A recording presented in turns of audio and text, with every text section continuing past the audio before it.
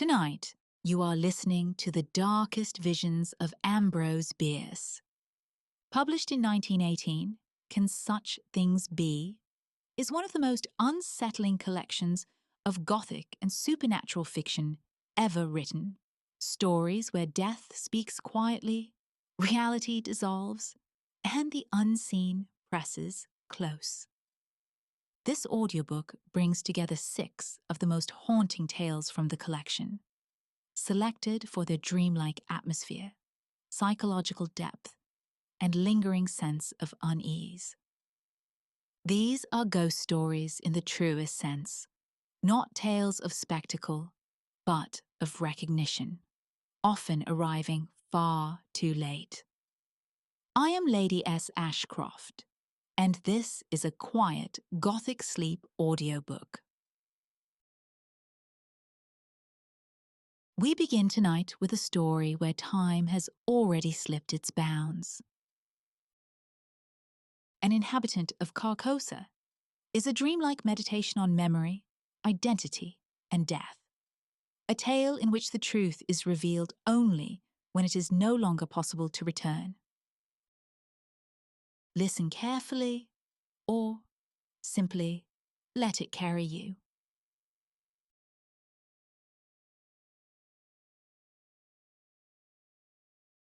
An Inhabitant of Carcosa. For there be divers sorts of death, some wherein the body remaineth, and in some it vanisheth quite way with the spirit. This commonly occurreth only in solitude, such is God's will, and none seeing the end, we say the man is lost, or gone on a long journey, which indeed he hath, but sometimes it hath happened in sight of many, as abundant testimony showeth. In one kind of death the spirit also dieth, and this it hath been known to do, while yet the body was in vigour for many years. Sometimes, as is veritably attested, it dieth with the body, but after a season is raised up again in that place where the body did decay. Pondering these words of Harley, whom God rest, and questioning their full meaning, as one who, having an intimation, yet doubts if there be not something behind, other than that which he has discerned, I noted not whither I had strayed, until a sudden chill wind striking my face revived in me a sense of my surroundings. I observed with astonishment that everything seemed unfamiliar. On every side of me stretched a bleak and desolate expanse of plain, covered with a tall overgrowth of sere grass, which rustled and whistled in the autumn wind, with heaven knows what mysterious and disquieting suggestion. Protruded at long intervals above it stood strangely shaped and sombre-coloured rocks, which seemed to have an understanding with one another, and to exchange looks of uncomfortable significance, as if they had reared their heads to watch the issue of some foreseen event. A few blasted trees here and there appeared as leaders in this malevolent conspiracy of silent expectation. The day, I thought, must be far advanced, though the sun was invisible, and although sensible that the air was raw and chill, my consciousness of that fact was rather mental than physical. I had no feeling of discomfort. Over all the dismal landscape, a canopy of low, lead-coloured clouds hung like a visible curse. In all this, there were a menace and a portent, a hint of evil, an intimation of doom. Bird, beast, or insect there was none. The wind sighed in the bare branches of the dead trees, and the grey grass bent to whisper its dread secret to the earth. But no other sound nor motion broke the awful repose of that dismal place. I observed in the herbage a number of weather-worn stones, evidently shaped with tools. They were broken, covered with moss, and half sunken in the earth. Some lay prostrate, some leaned at various angles, none was vertical. They were obviously headstones of graves, though the graves themselves no longer existed, as either mounds or depressions. The years had leveled all. Scattered here and there, more massive blocks showed where some pompous tomb or ambitious monument had once flung its feeble defiance at oblivion. So old seemed these relics, these vestiges of vanity and memorials of affection and piety, so battered and worn and stained, so neglected, deserted, forgotten the place, that I could not help thinking myself the discoverer of the burial ground of a prehistoric race of men whose very name was long extinct. Filled with these reflections, I was for some time heedless of the sequence of my own experiences, but soon I thought, how came I hither? A moment's reflection seemed to make this all clear and explain at the same time, though in a disquieting way, the singular character with which my fancy had invested all that I saw or heard. I was ill. I remembered now that I had been prostrated by a sudden fever, and that my family had told me that in my periods of delirium I had constantly cried out for liberty and air, and had been held in bed to prevent my escape out of doors. Now I had eluded the vigilance of my attendants, and had wandered hither to where? I could not conjecture. Clearly I was at a considerable distance from the city where I dwelt, the ancient and famous city of Carcosa. No signs of human life were anywhere visible nor audible. No rising smoke, no watchdog's bark, no lowing of cattle, no shouts of children at play. Nothing but that dismal burial place, with its air of mystery and dread, due to my own disordered brain. Was I not becoming again delirious, there beyond human aid? Was it not indeed all an illusion of my madness? I called aloud the names of my wives and sons, reached out my hands in search of theirs, even as I walked among the crumbling stones and in the withered grass. A noise behind me caused me to turn about. A wild animal, a lynx, was approaching. The thought came to me, if I break down here in the desert, if the fever return and I fail, this beast will be at my throat. I sprang toward it, shouting. It trotted tranquilly by within a hand's breadth of me and disappeared behind a rock. A moment later, a man's head appeared to rise out of the ground a short distance away. He was ascending the farther slope of a low hill, whose crest was hardly to be distinguished from the general level. His whole figure soon came into view against the background of grey cloud. He was half naked, half clad in skins. His hair was unkempt, his beard long and ragged. In one hand, he carried a bow and arrow. The other held a blazing torch with a long trail of black smoke.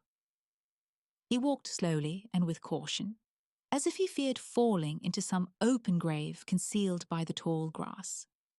This strange apparition surprised but did not alarm, and taking such a course as to intercept him, I met him almost face to face, accosting him with the familiar salutation, "God keep you." He gave no heed, nor did he arrest his pace. "Good stranger," I continued, "I am ill and lost.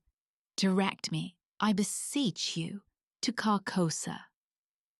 The man broke into a barbarous chant in an unknown tongue, passing on and away. An owl on the branch of a decayed tree hooted dismally, and was answered by another in the distance. Looking upward, I saw through a sudden rift in the clouds Aldebaran and the Hyades. In all this there was a hint of night, the lynx, the man with the torch, the owl. Yet I saw even the stars in absence of the darkness.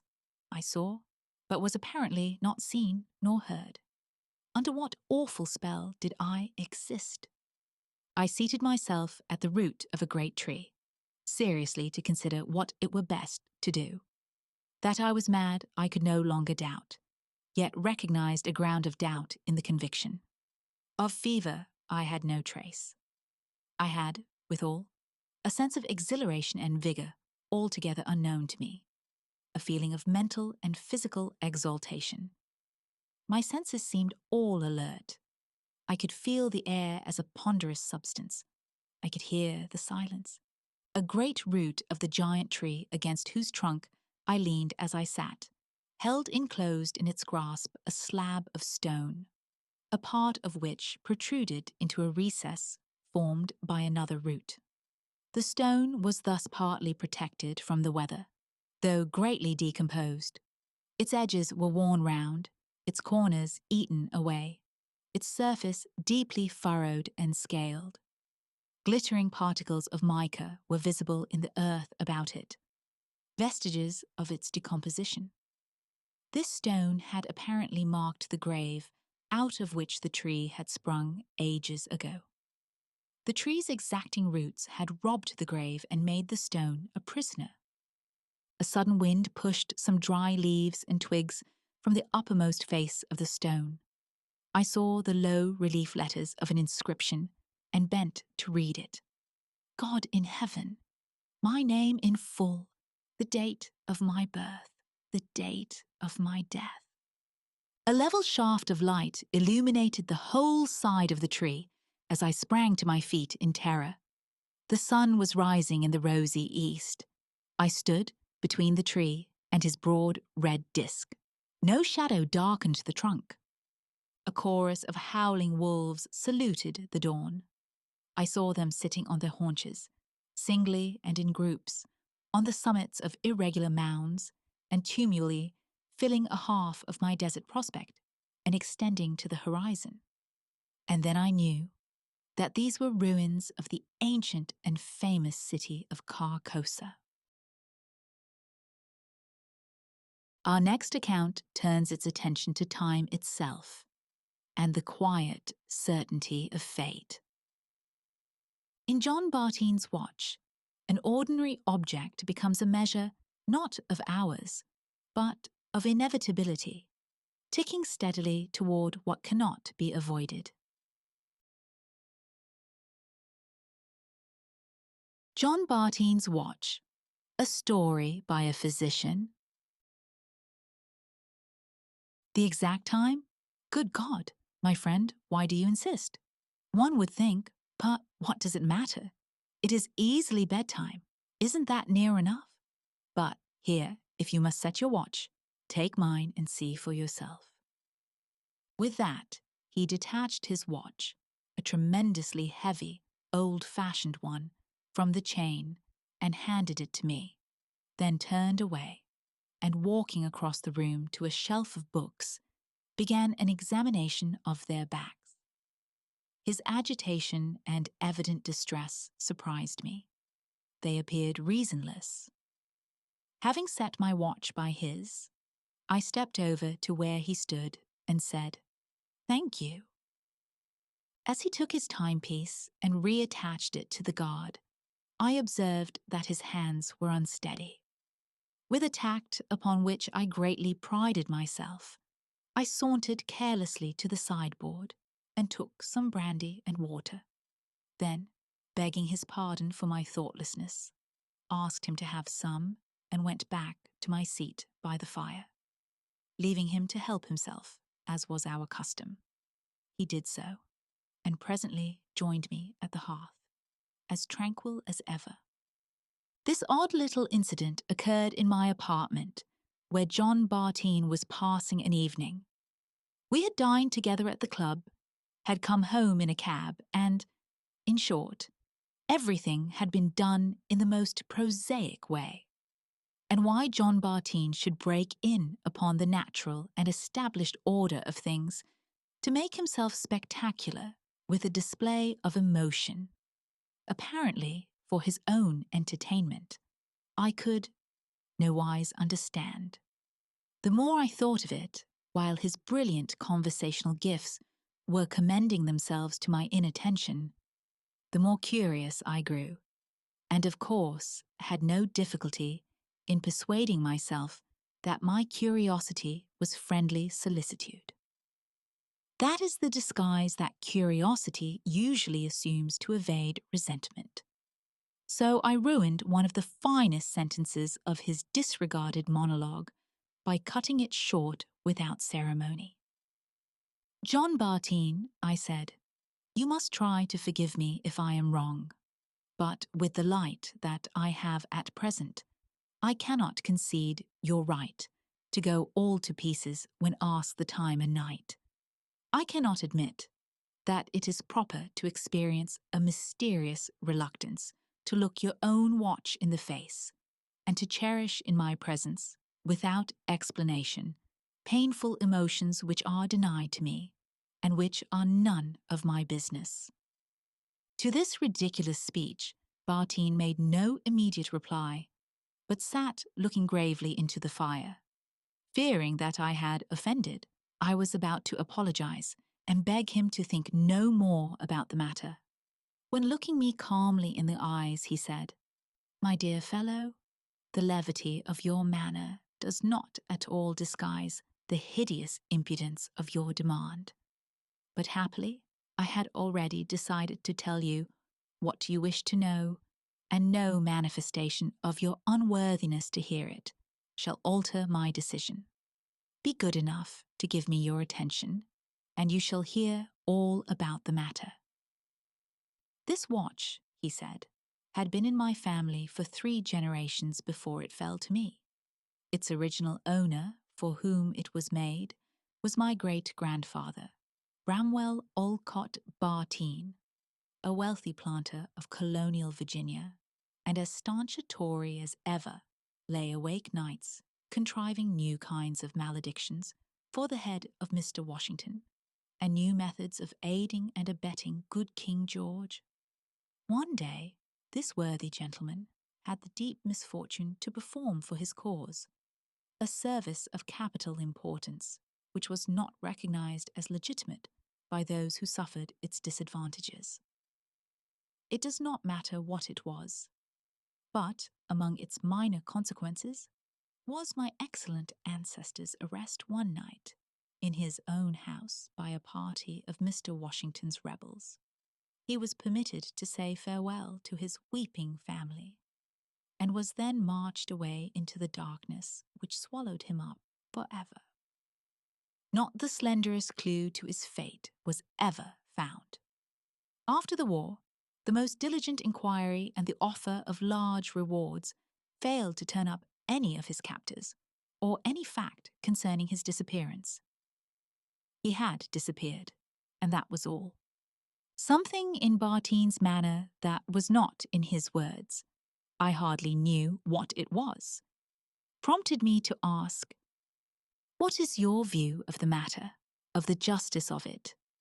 "My view of it?" he flamed out, bringing his clenched hand down upon the table as if he had been in a public house dicing with blackguards. "My view of it is that it was a characteristically dastardly assassination by that damned traitor Washington and his ragamuffin rebels." For some minutes nothing was said. Bartine was recovering his temper, and I waited. Then I said, "Was that all?" "No, there was something else. A few weeks after my great-grandfather's arrest, his watch was found lying on the porch at the front door of his dwelling. It was wrapped in a sheet of letter paper, bearing the name of Rupert Bartine, his only son, my grandfather.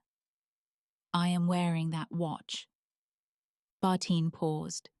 His usually restless black eyes were staring fixedly into the grate, a point of red light in each, reflected from the glowing coals. He seemed to have forgotten me. A sudden threshing of the branches of a tree outside one of the windows, and almost at the same instant a rattle of rain against the glass, recalled him to a sense of his surroundings. A storm had risen, heralded by a single gust of wind. and in a few moments the steady plash of the water on the pavement was distinctly heard. I hardly know why I relate this incident. It seemed somehow to have a certain significance and relevancy, which I am unable now to discern. It at least added an element of seriousness, almost solemnity. Bartine resumed. I have a singular feeling toward this watch, a kind of affection for it. I like to have it about me, though partly from its weight, and partly for a reason I shall now explain. I seldom carry it. The reason is this.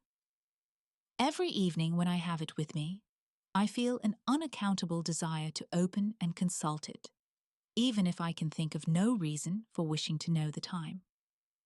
But if I yield to it, the moment my eyes rest upon the dial, I am filled with a mysterious apprehension, a sense of imminent calamity. And this is the more insupportable the nearer it is to 11 o'clock. By this watch, no matter what the actual hour may be. After the hands have registered 11, the desire to look is gone. I am entirely indifferent. Then I can consult the thing as often as I like, with no more emotion than you feel in looking at your own.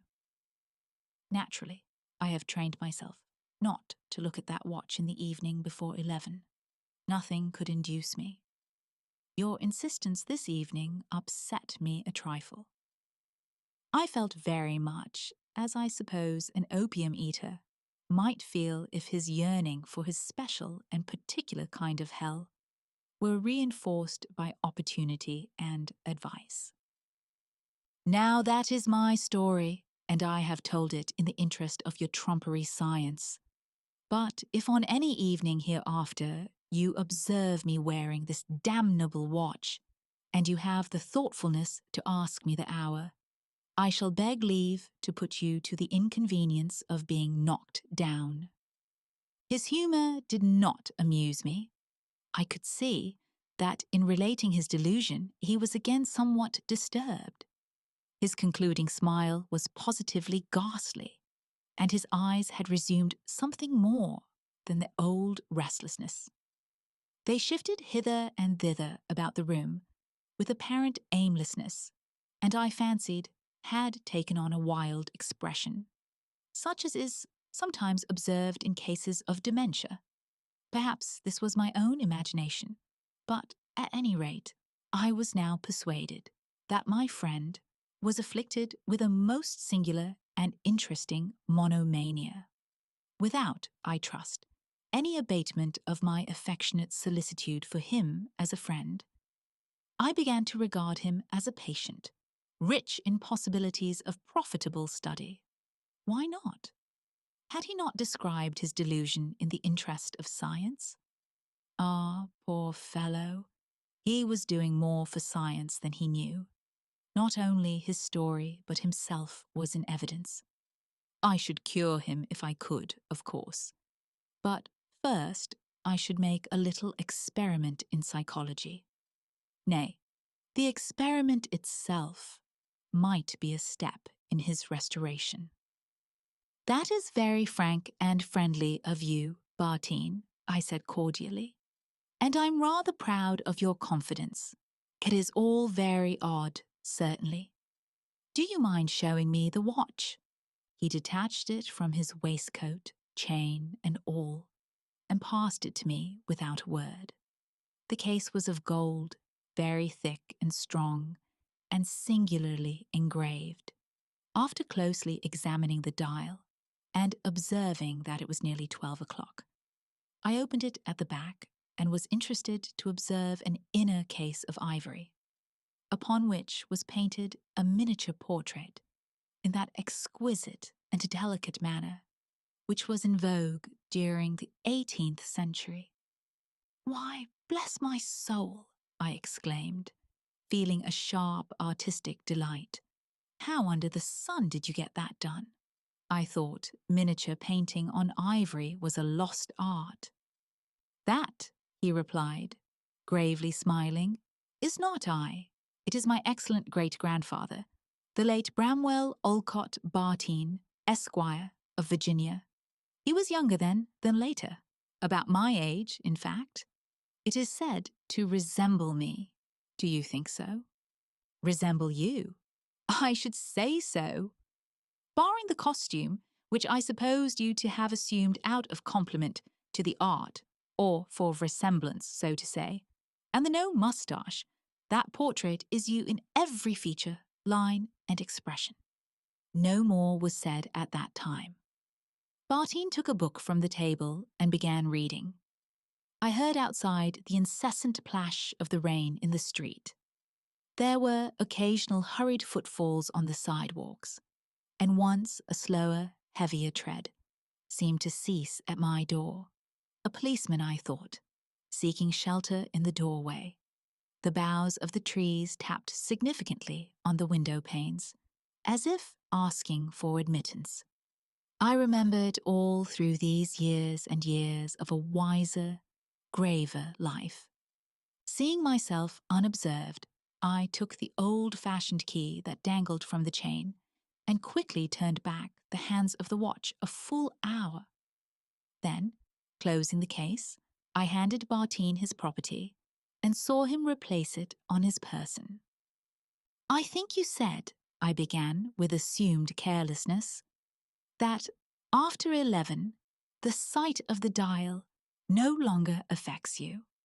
As it is now nearly 12, looking at my own timepiece.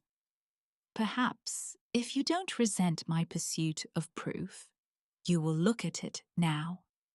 He smiled good-humouredly, pulled out the watch again, opened it, and instantly sprang to his feet, with a cry that Heaven has not had the mercy to permit me to forget. His eyes, their blackness strikingly intensified by the pallor of his face, were fixed upon the watch which he clutched in both hands. For some time he remained in that attitude without uttering another sound. Then, in a voice that I should not have recognized as his, he said, "Damn you, it is 2 minutes to 11. I was not unprepared for some such outbreak, and without rising replied, calmly enough, "I beg your pardon, I must have misread your watch in setting my own by it." He shut the case with a sharp snap and put the watch in his pocket. He looked at me and made an attempt to smile, but his lower lip quivered, and he seemed unable to close his mouth. His hands, also, were shaking, and he thrust them, clenched, into the pockets of his sack coat. The courageous spirit was manifestly endeavouring to subdue the coward body. The effort was too great. He began to sway from side to side, as from vertigo, and before I could spring from my chair to support him, his knees gave way, and he pitched awkwardly forward and fell upon his face. I sprang to assist him to rise, but when John Bartine rises, we shall all rise. The post-mortem examination disclosed nothing. Every organ was normal and sound. But when the body had been prepared for burial, a faint dark circle was seen to have developed around the neck. At least I was so assured by several persons who said they saw it. But of my own knowledge, I cannot say if that was true. Nor can I set limitations to the law of heredity. I do not know that in the spiritual world a sentiment or emotion may not survive the heart that held it, and seek expression in a kindred life, ages removed. Surely, if I were to guess at the fate of Bramwell Olcott Bartine, I should guess that he was hanged at 11 o'clock in the evening, and that he had been allowed several hours in which to prepare for the change. As to John Bartine, my friend, my patient for 5 minutes, and, heaven forgive me, my victim for eternity, there is no more to say. He is buried, and his watch with him. I saw to that. May God rest his soul in paradise, and the soul of his Virginian ancestor, if, indeed, they are two souls. This next story unfolds slowly, through memory and misunderstanding. The Moonlit Road is told in fragments, voices overlapping, truth emerging only in retrospect, a reminder that the most devastating hauntings are often emotional, rather than spectral. The Moonlit Road. Statement of Joel Hetman, Jr. I am the most unfortunate of men, rich, respected, fairly well educated, and of sound health, with many other advantages usually valued by those having them and coveted by those who have them not. I sometimes think that I should be less unhappy if they had been denied me.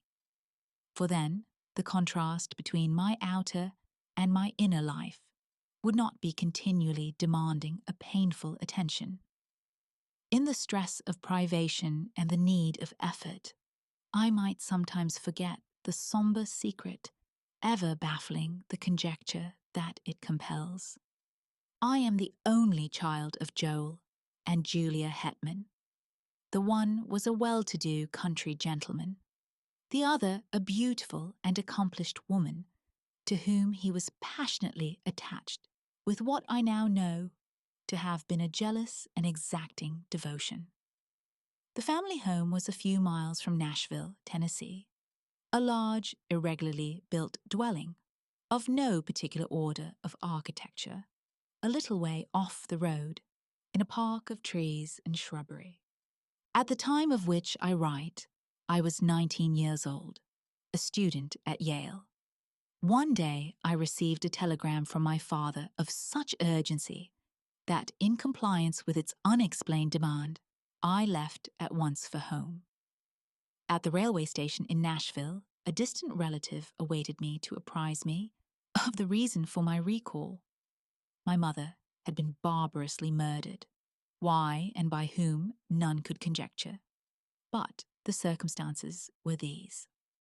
My father had gone to Nashville, intending to return the next afternoon. Something prevented his accomplishing the business in hand, so he returned on the same night, arriving just before the dawn. In his testimony before the coroner, he explained that having no latchkey and not caring to disturb the sleeping servants, he had, with no clearly defined intention, gone round to the rear of the house.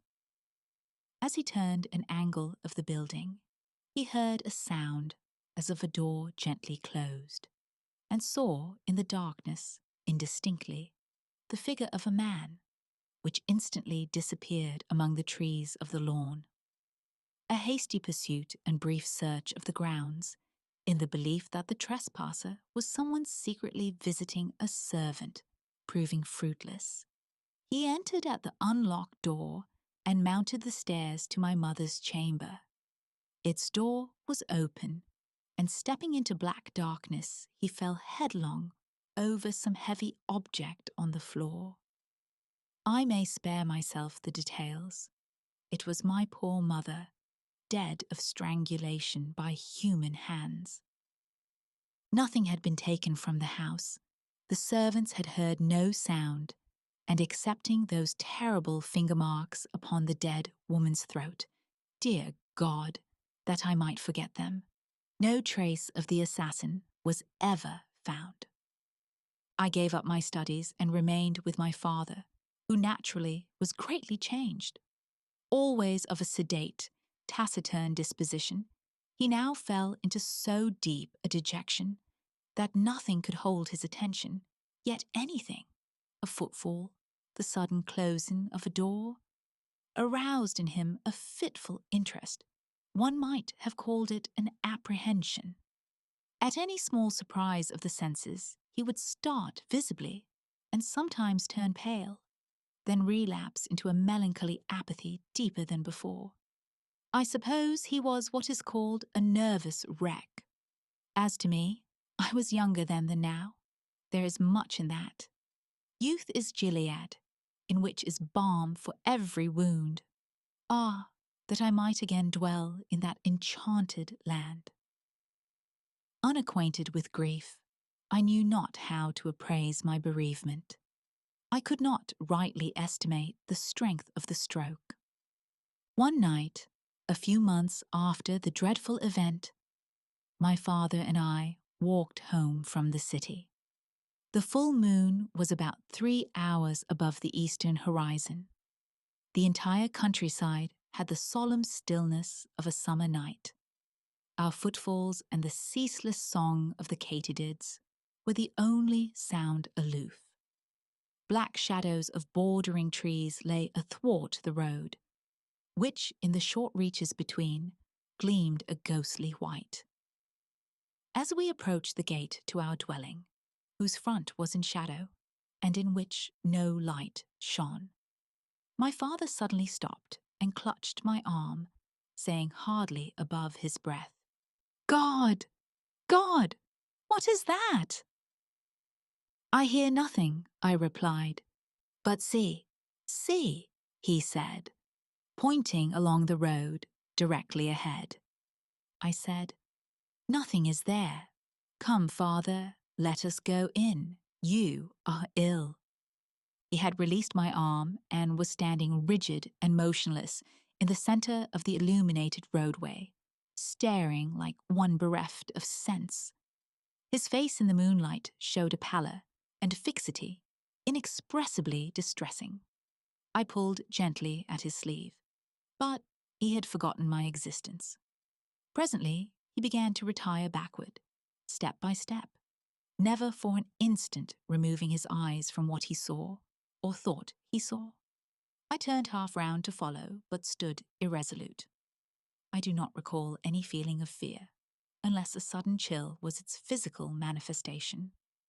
It seemed as if an icy wind had touched my face and enfolded my body from head to foot. I could feel the stir of it in my hair. At that moment, my attention was drawn to a light that suddenly streamed from an upper window of the house. One of the servants, awakened by what mysterious premonition of evil, who can say, and in obedience to an impulse that she was never able to name, had lit a lamp. When I turned to look for my father, he was gone, and in all the years that have passed, no whisper of his fate has come across the borderland of conjecture from the realm of the unknown. Statement of Caspar Grattan. Today I am said to live. Tomorrow, here in this room, will lie a senseless shape of clay that all too long was I. If anyone lift the cloth from the face of that unpleasant thing, it will be in gratification of a mere morbid curiosity. Some, doubtless, will go further and inquire, who was he? In this writing, I supply the only answer that I am able to make, Caspar Grattan. Surely that should be enough. The name has served my small need for more than 20 years of a life of unknown length. True, I gave it to myself, but lacking another, I had the right. In this world, one must have a name. It prevents confusion, even when it does not establish identity. Some, though, are known by numbers, which also seem inadequate distinctions.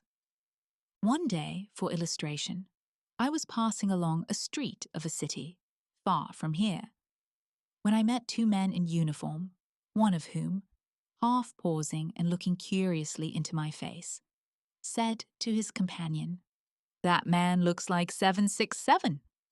Something in the number seemed familiar and horrible. Moved by an uncontrollable impulse, I sprang into a side street and ran until I fell exhausted in a country lane. I have never forgotten that number, and always it comes to memory attended by gibbering obscenity, peals of joyless laughter, the clang of iron doors. So I say a name, even if self-bestowed, is better than a number. In the register of the potter's field, I shall soon have both. What wealth! Of him who shall find this paper, I must beg a little consideration. It is not the history of my life, the knowledge to write that is denied me. This is only a record of broken and apparently unrelated memories, some of them as distinct and sequent as brilliant beads upon a thread, others remote and strange, having the character of crimson dreams, with interspaces blank and black, witch fires glowing still and red in a great desolation. Standing upon the shore of eternity, I turn for a last look landward over the course by which I came. There are 20 years of footprints fairly distinct, the impressions of bleeding feet. They lead through poverty and pain, devious and unsure, as of one staggering beneath a burden, remote, unfriended, melancholy, slow. Ah, the poet's prophecy of me. How admirable, how dreadfully admirable. Backward beyond the beginning of this Via Dolorosa, this epic of suffering with episodes of sin, I see nothing clearly. It comes out of a cloud. I know that it spans only 20 years, yet I am an old man. One does not remember one's birth, one has to be told. But with me it was different. Life came to me full-handed and dowered me with all my faculties and powers. Of a previous existence, I know no more than others, for all have stammering intimations that may be memories and maybe dreams. I know only that my first consciousness was of maturity in body and mind, a consciousness accepted without surprise or conjecture. I merely found myself walking in a forest, half-clad, footsore, unutterably weary and hungry.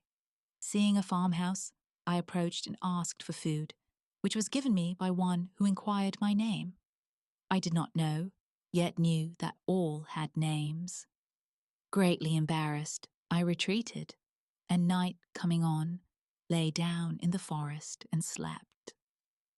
The next day, I entered a large town which I shall not name, nor shall I recount further incidents of the life that is now to end, a life of wandering, always and everywhere haunted by an overmastering sense of crime in punishment of wrong, and of terror in punishment of crime.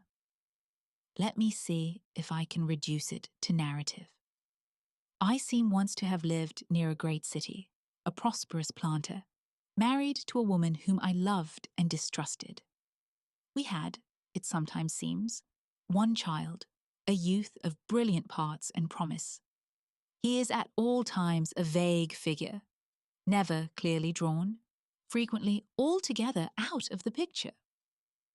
One luckless evening it occurred to me to test my wife's fidelity, in a vulgar, commonplace way, familiar to everyone who has acquaintance with the literature of fact and fiction.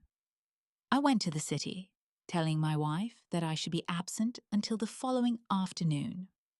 But I returned before daybreak and went to the rear of the house, purposing to enter by a door with which I had secretly so tampered that it would seem to lock, yet not actually fasten. As I approached it, I heard it gently open and close, and saw a man steal away into the darkness. With murder in my heart, I sprang after him, but he had vanished without even the bad luck of identification. Sometimes now, I cannot even persuade myself that it was a human being. Crazed with jealousy and rage, blind and bestial, with all the elemental passions of insulted manhood, I entered the house and sprang up the stairs to the door of my wife's chamber. It was closed, but having tampered with its lock also, I easily entered, and despite the black darkness, soon stood by the side of her bed. My groping hands told me that, although disarranged, it was unoccupied. She is below, I thought, and terrified by my entrance, has evaded me in the darkness of the hall. With the purpose of seeking her, I turned to leave the room, but took a wrong direction, the right one. My foot struck her, cowering in a corner of the room. Instantly, my hands were at her throat, stifling a shriek.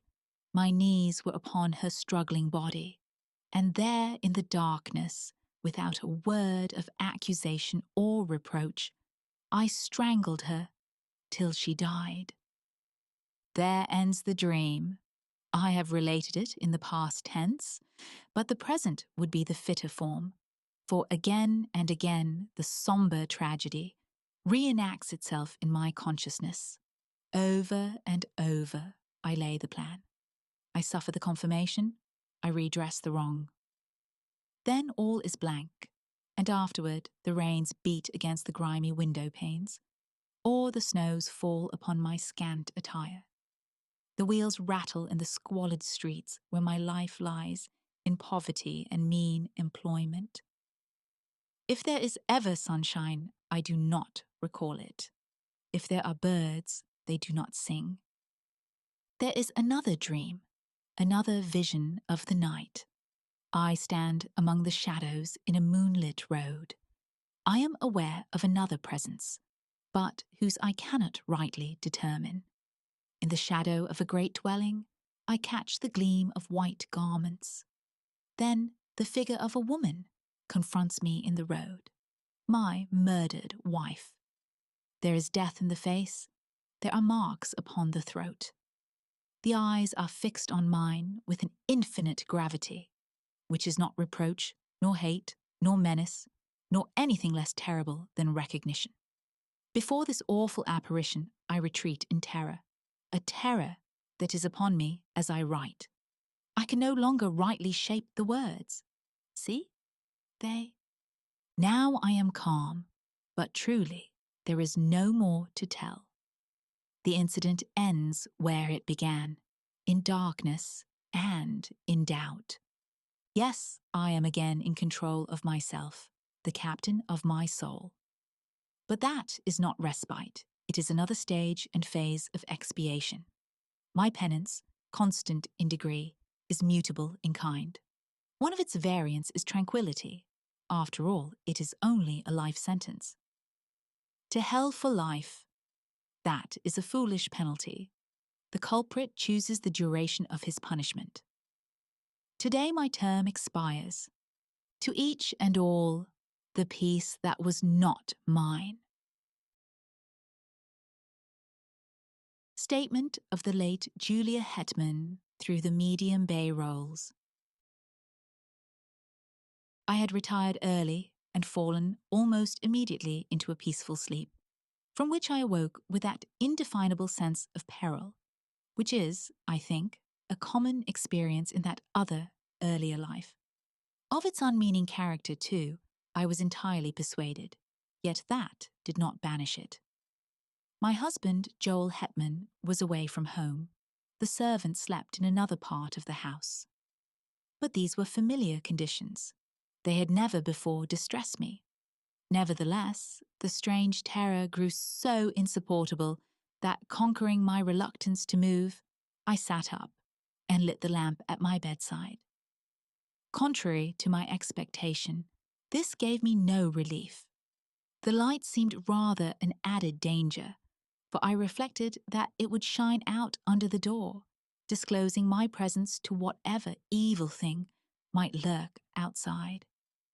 You that are still in the flesh, subject to horrors of the imagination, think what a monstrous fear that must be, which seeks in darkness security from malevolent existences of the night. That is to spring to close quarters with an unseen enemy, the strategy of despair. Extinguishing the lamp, I pulled the bedclothing about my head and lay trembling and silent, unable to shriek, forgetful to pray. In this pitiable state, I must have lain for what you call hours. With us, there are no hours, there is no time. At last it came, a soft, irregular sound of footfalls on the stairs.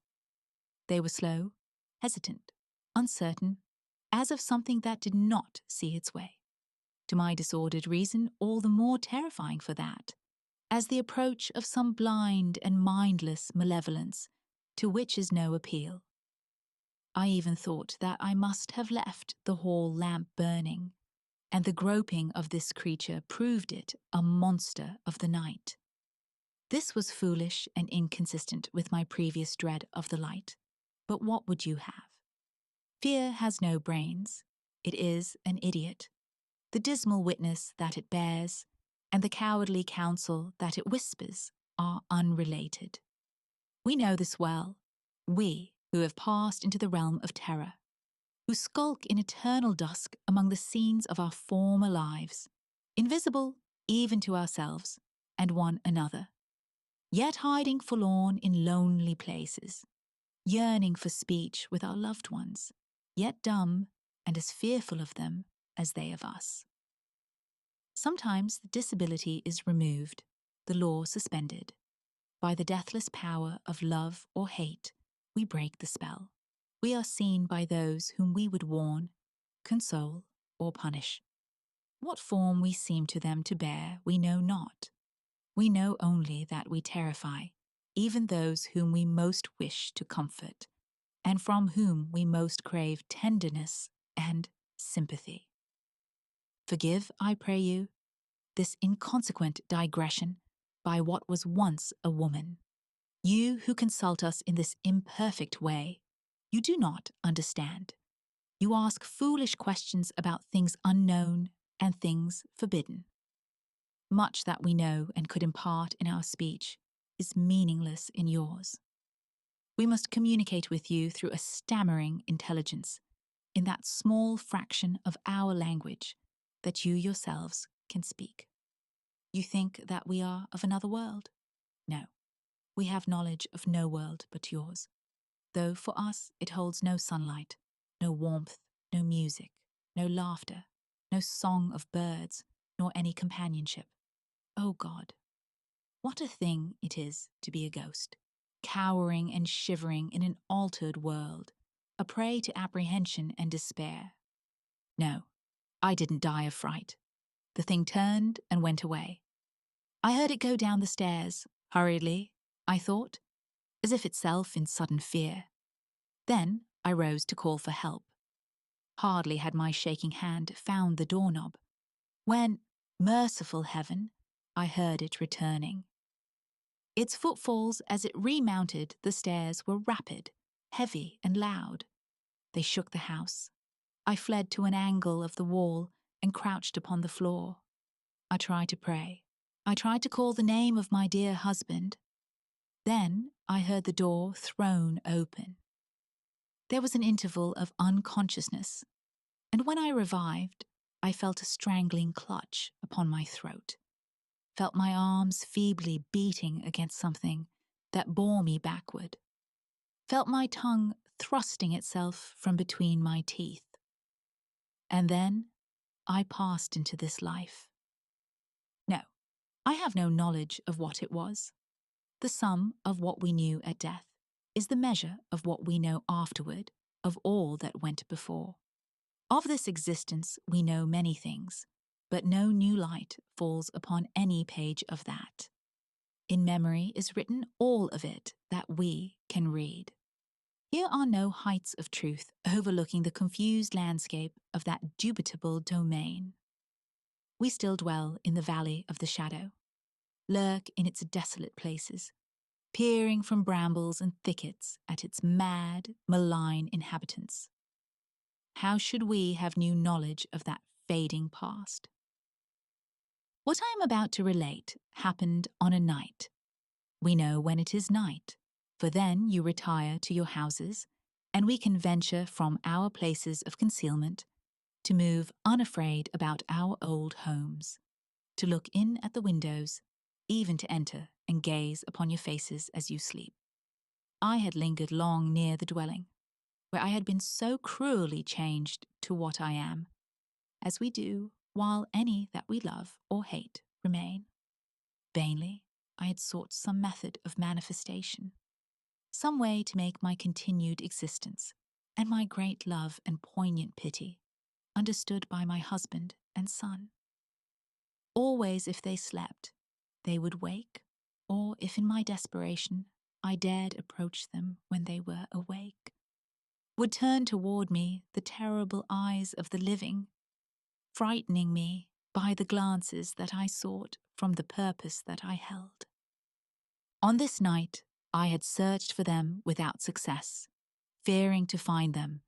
They were nowhere in the house, nor about the moonlit lawn. For although the sun is lost to us forever, the moon, full-orbed or slender, remains to us. Sometimes it shines by night, sometimes by day, but always it rises and sets, as in that other life. I left the lawn and moved in the white light and silence along the road, aimless and sorrowing. Suddenly, I heard the voice of my poor husband in exclamations of astonishment, with that of my son in reassurance and dissuasion. And there, by the shadow of a group of trees, they stood, near, so near. Their faces were toward me, the eyes of the elder man fixed upon mine. He saw me, at last, he saw me. In the consciousness of that, my terror fled as a cruel dream. The death spell was broken. Love had conquered law. Mad with exultation, I shouted. I must have shouted. He sees. He will understand. Then, controlling myself, I moved forward, smiling and consciously beautiful, to offer myself to his arms, to comfort him with endearments, and, with my son's hand in mine, to speak words that should restore the broken bonds between the living and the dead. Alas, alas! His face went white with fear. His eyes were as those of a hunted animal. He backed away from me as I advanced, and at last turned and fled into the wood, whither it is not given to me to know. To my poor boy, left doubly desolate, I have never been able to impart a sense of my presence. Soon he, too, must pass to this life invisible and be lost to me forever. We now cross into a story of obsession and boundaries, seen and unseen. In Beyond the Wall, grief refuses to remain contained, and the dead linger just beyond reach, separated by a line that should not be crossed, and yet is. Beyond the Wall. Many years ago, on my way from Hong Kong to New York, I passed a week in San Francisco. A long time had gone by since I had been in that city, during which my ventures in the Orient had prospered beyond my hope. I was rich and could afford to revisit my own country, to renew my friendship with such of the companions of my youth as still lived and remembered me with the old affection. Chief of these, I hoped, was Mohun Dampier, an old schoolmate with whom I had held a desultory correspondence which had long ceased, as is the way of correspondence between men. You may have observed that the indisposition to write a merely social letter is in the ratio of the square of the distance between you and your correspondent. It is a law. I remembered Dampier as a handsome, strong young fellow, of scholarly tastes, with an aversion to work and a marked indifference to many of the things that the world cares for, including wealth, of which, however, he had inherited enough to put him beyond the reach of want. In his family, one of the oldest and most aristocratic in the country, it was, I think, a matter of pride that no member of it had ever been in trade, nor politics, nor suffered any kind of distinction. Mohun was a trifle sentimental, and had in him a singular element of superstition, which led him to the study of all manner of occult subjects, although his sane mental health safeguarded him against fantastic and perilous faiths. He made daring incursions into the realm of the unreal without renouncing his residence in the partly surveyed and charted region of what we are pleased to call certitude. The night of my visit to him was stormy. The Californian winter was on, and the incessant rain plashed in the deserted streets, or, lifted by irregular gusts of wind, was hurled against the houses with incredible fury. With no small difficulty, my cabman found the right place, a way out toward the ocean beach in a sparsely populated suburb. The dwelling, a rather ugly one, apparently, stood in the center of its grounds, which, as nearly as I could make out in the gloom, were destitute of either flowers or grass. 3 or 4 trees, writhing and moaning in the torment of the tempest, appeared to be trying to escape from their dismal environment and take the chance of finding a better one out at sea. The house was a 2-story brick structure with a tower, a story higher at one corner. In a window of that was the only visible light. Something in the appearance of the place made me shudder, a performance that may have been assisted by a rill of rainwater down my back as I scuttled to cover in the doorway. In answer to my note apprising him of my wish to call, Dampier had written, "Don't ring, open the door and come up." I did so.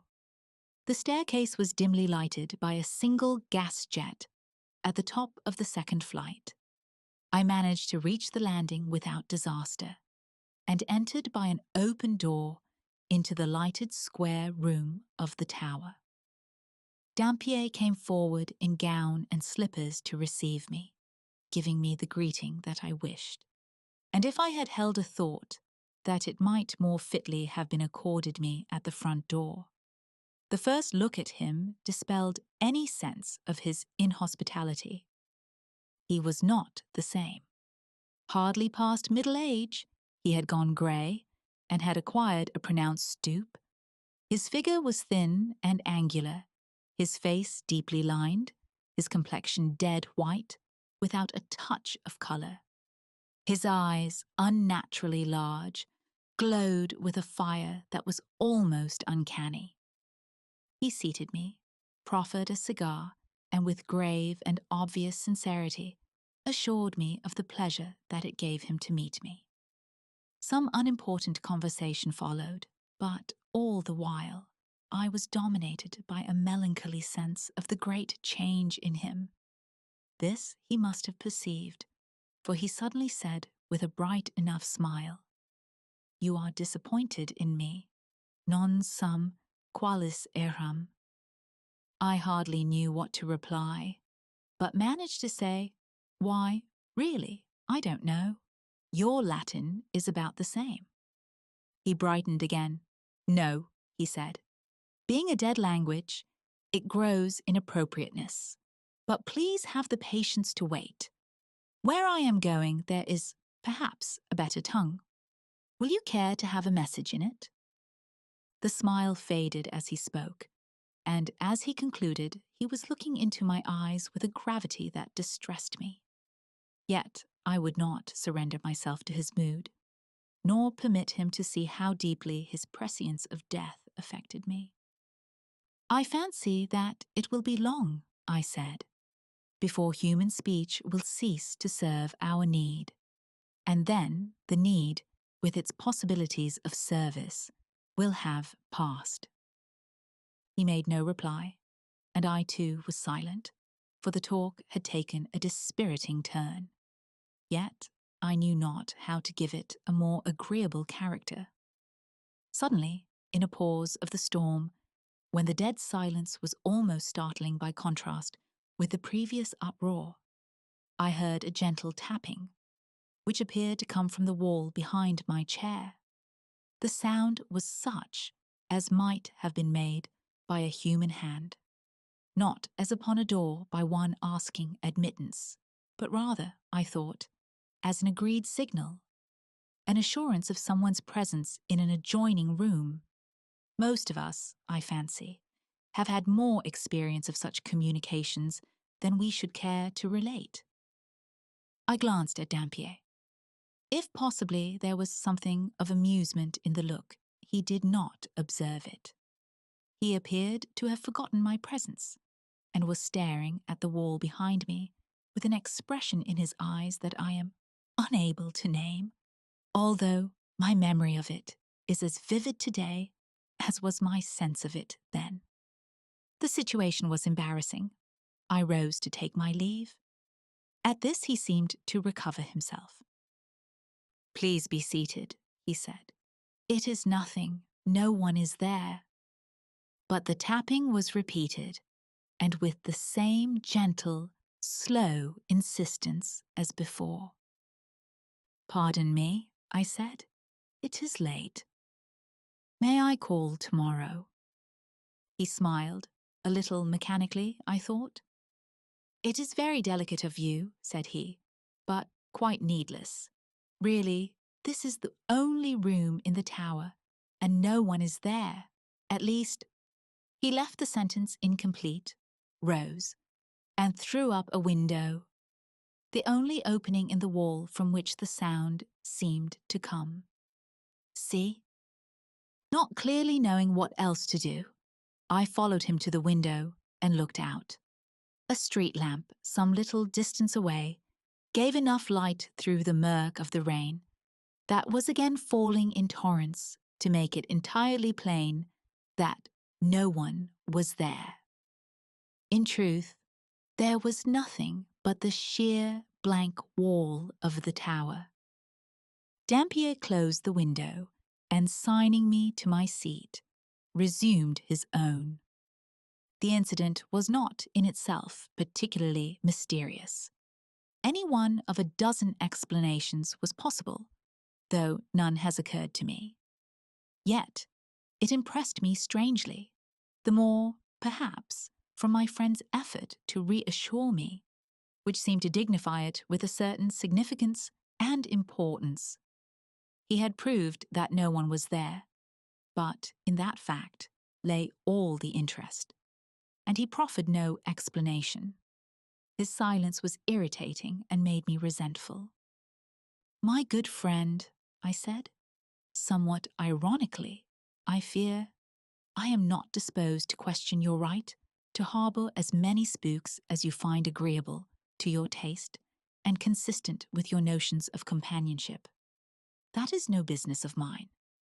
But being just a plain man of affairs, mostly of this world, I find spooks needless to my peace and comfort. I am going to my hotel, where my fellow guests are still in the flesh." It was not a very civil speech, but he manifested no feeling about it. "Kindly remain," he said. "I am grateful for your presence here. What you have heard tonight, I believe myself to have heard twice before. Now I know it was no illusion. That is much to me, more than you know. Have a fresh cigar and a good stock of patience while I tell you the story."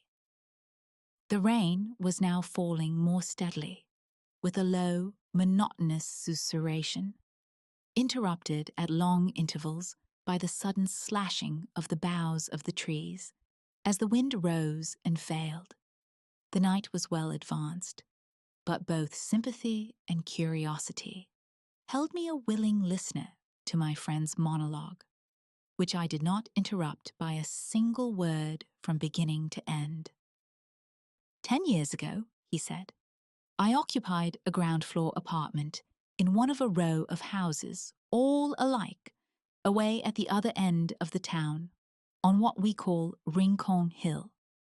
This had been the best quarter of San Francisco, but had fallen into neglect and decay, partly because the primitive character of its domestic architecture no longer suited the maturing tastes of our wealthy citizens, partly because certain public improvements had made wreck of it. The row of dwellings in one of which I lived stood a little way back from the street, each having a miniature garden, separated from its neighbours by low iron fences, and bisected with mathematical precision by a box-bordered gravel walk from gate to door. One morning, as I was leaving my lodging, I observed a young girl entering the adjoining garden on the left. It was a warm day in June, and she was lightly gowned in white. From her shoulders hung a broad straw hat, profusely decorated with flowers and wonderfully beribboned in the fashion of the time. My attention was not long held by the exquisite simplicity of her costume, for no one could look at her face and think of anything earthly. Do not fear, I shall not profane it by description. It was beautiful exceedingly. All that I had ever seen or dreamed of loveliness was in that matchless living picture by the hand of the divine artist. So deeply did it move me that, without a thought of the impropriety of the act, I unconsciously bared my head. As a devout Catholic or well-bred Protestant uncovers before an image of the Blessed Virgin. The maiden showed no displeasure. She merely turned her glorious dark eyes upon me with a look that made me catch my breath, and without other recognition of my act, passed into the house. For a moment I stood motionless, hat in hand, painfully conscious of my rudeness, yet so dominated by the emotion inspired by that vision of incomparable beauty that my penitence was less poignant than it should have been. Then I went my way, leaving my heart behind. In the natural course of things, I should probably have remained away until nightfall. But by the middle of the afternoon, I was back in the little garden, affecting an interest in the few foolish flowers that I had never before observed. My hope was vain. She did not appear. To a night of unrest succeeded a day of expectation and disappointment. But on the day after, as I wandered aimlessly about the neighborhood, I met her. Of course, I did not repeat my folly of uncovering, nor venture by even so much as too long a look to manifest an interest in her. Yet my heart was beating audibly. I trembled and consciously colored as she turned her big black eyes upon me with a look of obvious recognition, entirely devoid of boldness or coquetry. I will not weary you with particulars. Many times afterward I met the maiden, yet never either addressed her or sought to fix her attention. Nor did I take any action toward making her acquaintance. Perhaps my forbearance, requiring so supreme an effort of self-denial, will not be entirely clear to you. That I was heels over head in love is true, but who can overcome his habit of thought or reconstruct his character? I was what some foolish persons are pleased to call, and others, more foolish, are pleased to be called, an aristocrat, and despite her beauty, her charms and graces, the girl was not of my class. I had learned her name, which it is needless to speak, and something of her family. She was an orphan, a dependent niece of the impossible, elderly fat woman in whose lodging house she lived. My income was small, and I lacked the talent for marrying. It is perhaps a gift. An alliance with that family would condemn me to its manner of life, part me from my books and studies, and, in a social sense, reduce me to the ranks. It is easy to deprecate such considerations as these, and I have not retained myself for the defense. Let judgment be entered against me, but, in strict justice, all my ancestors, for generations, should be made co-defendants, and I be permitted to plead in mitigation of punishment the imperious mandate of heredity. To a mésalliance of that kind, every globule of my ancestral blood spoke in opposition. In brief, my tastes, habits, instinct, with whatever of reason my love had left me, all fought against it. Moreover, I was an irreclaimable sentimentalist, and found a subtle charm in an impersonal and spiritual relation, which acquaintance might vulgarize, and marriage would certainly dispel. No woman, I argued, is what this lovely creature seems. Love is a delicious dream. why should I bring about my own awakening? The course dictated by all this sense and sentiment was obvious. Honor, pride, prudence, preservation of my ideals, all commanded me to go away. But for that, I was too weak. The utmost that I could do by a mighty effort of will was to cease meeting the girl, and that I did. I even avoided the chance encounters of the garden, leaving my lodging only when I knew that she had gone to her music lessons and returning after nightfall. Yet all the while, I was as one in a trance, indulging the most fascinating fancies and ordering my entire intellectual life in accordance with my dream. Ah, my friend, as one whose actions have a traceable relation to reason, you cannot know the fool's paradise in which I lived. One evening, the devil put it into my head to be an unspeakable idiot. By apparently careless and purposeless questioning, I learned from my gossipy landlady that the young woman's bedroom adjoined my own, a party wall between. Yielding to a sudden and coarse impulse, I gently rapped on the wall. There was no response, naturally, but I was in no mood to accept a rebuke.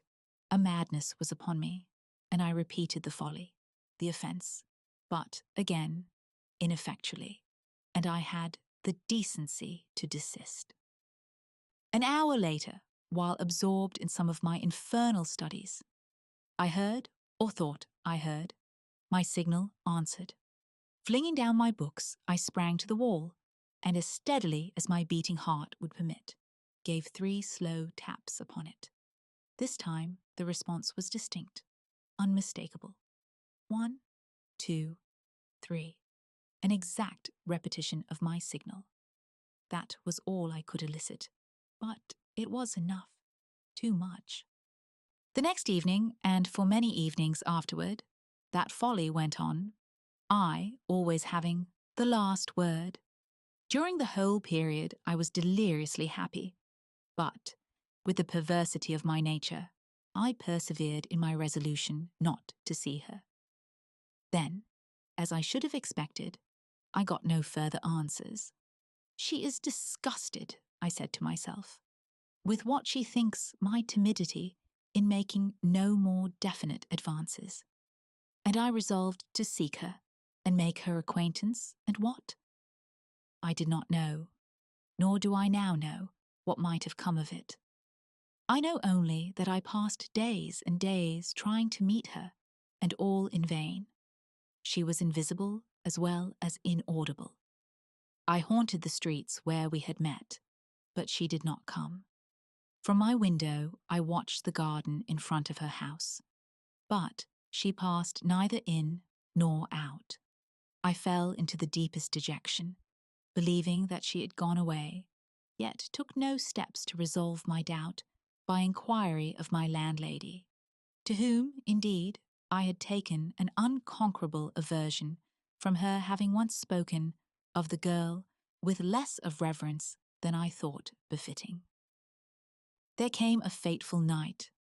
Worn out with emotion, irresolution, and despondency, I had retired early and fallen into such sleep as was still possible to me. In the middle of the night, some malign power, bent upon the wrecking of my peace forever, caused me to open my eyes and sit up, wide awake and listening intently, for I knew not what. Then I thought I heard a faint tapping on the wall, the mere ghost of the familiar signal. In a few moments it was repeated. 1, 2, 3. No louder than before, but addressing a sense alert and strained to receive it. I was about to reply, when the adversary of peace again intervened in my affairs with a rascally suggestion of retaliation. She had long and cruelly ignored me. Now I would ignore her. Incredible fatuity, may God forgive it. All the rest of the night I lay awake, fortifying my obstinacy with shameless justifications and listening. Late the next morning, as I was leaving the house, I met my landlady entering. "Good morning, Mr. Dampier," she said. "Have you heard the news?" I replied in words that I had heard no news, in manner that I did not care to hear any. The manner escaped her observation. "About the sick young lady next door," she babbled on. "What? You did not know? Why, she has been ill for weeks, and now—" I almost sprang upon her. "And now?" I cried. "Now what?" "She is dead." That is not the whole story. In the middle of the night, as I learned later, the patient, awakening from a long stupor after a week of delirium, had asked, it was her last utterance, that her bed be moved to the opposite side of the room. Those in attendance had thought the request a vagary of her delirium, but had complied. And there the poor passing soul had exerted its failing will to restore a broken connection, a golden thread of sentiment between its innocence and a monstrous baseness, owning a blind, brutal allegiance to the law of self. What reparation could I make? Are there masses that can be said for the repose of souls that are abroad such nights as this? Spirits blown about by the viewless winds, coming in the storm and darkness with signs and portents, hints of memory and presages of doom. This is the third visitation. On the first occasion, I was too skeptical to do more than verify by natural methods the character of the incident. On the second, I responded to the signal after it had been several times repeated, but without result. Tonight's recurrence completes the fatal triad expounded by Parapelius Necromantius. There is no more to tell. When Dampier had finished his story, I could think of nothing relevant that I cared to say, and to question him would have been a hideous impertinence. I rose and bade him good night, in a way to convey to him a sense of my sympathy, which he silently acknowledged by a pressure of the hand. That night, alone with his sorrow and remorse, he passed into the unknown. The following tale drifts deeper into dream logic and unease. The Death of Halpin Frayser is one of Ambrose Bierce's most unsettling works, a story where sleep, memory, and dread intertwine, and waking offers no true escape. The Death of Halpin Frayser. For by death is wrought greater change than hath been shown, whereas in general the spirit that removed cometh back upon occasion, and is sometimes seen of those in flesh, appearing in the form of the body it bore. Yet it hath happened that the veritable body without the spirit hath walked, and it is attested of those encountering who have lived to speak thereon that a lich, so raised up, hath no natural affection, nor remembrance thereof, but only hate. Also, it is known that some spirits which in life were benign become by death evil altogether. Halle.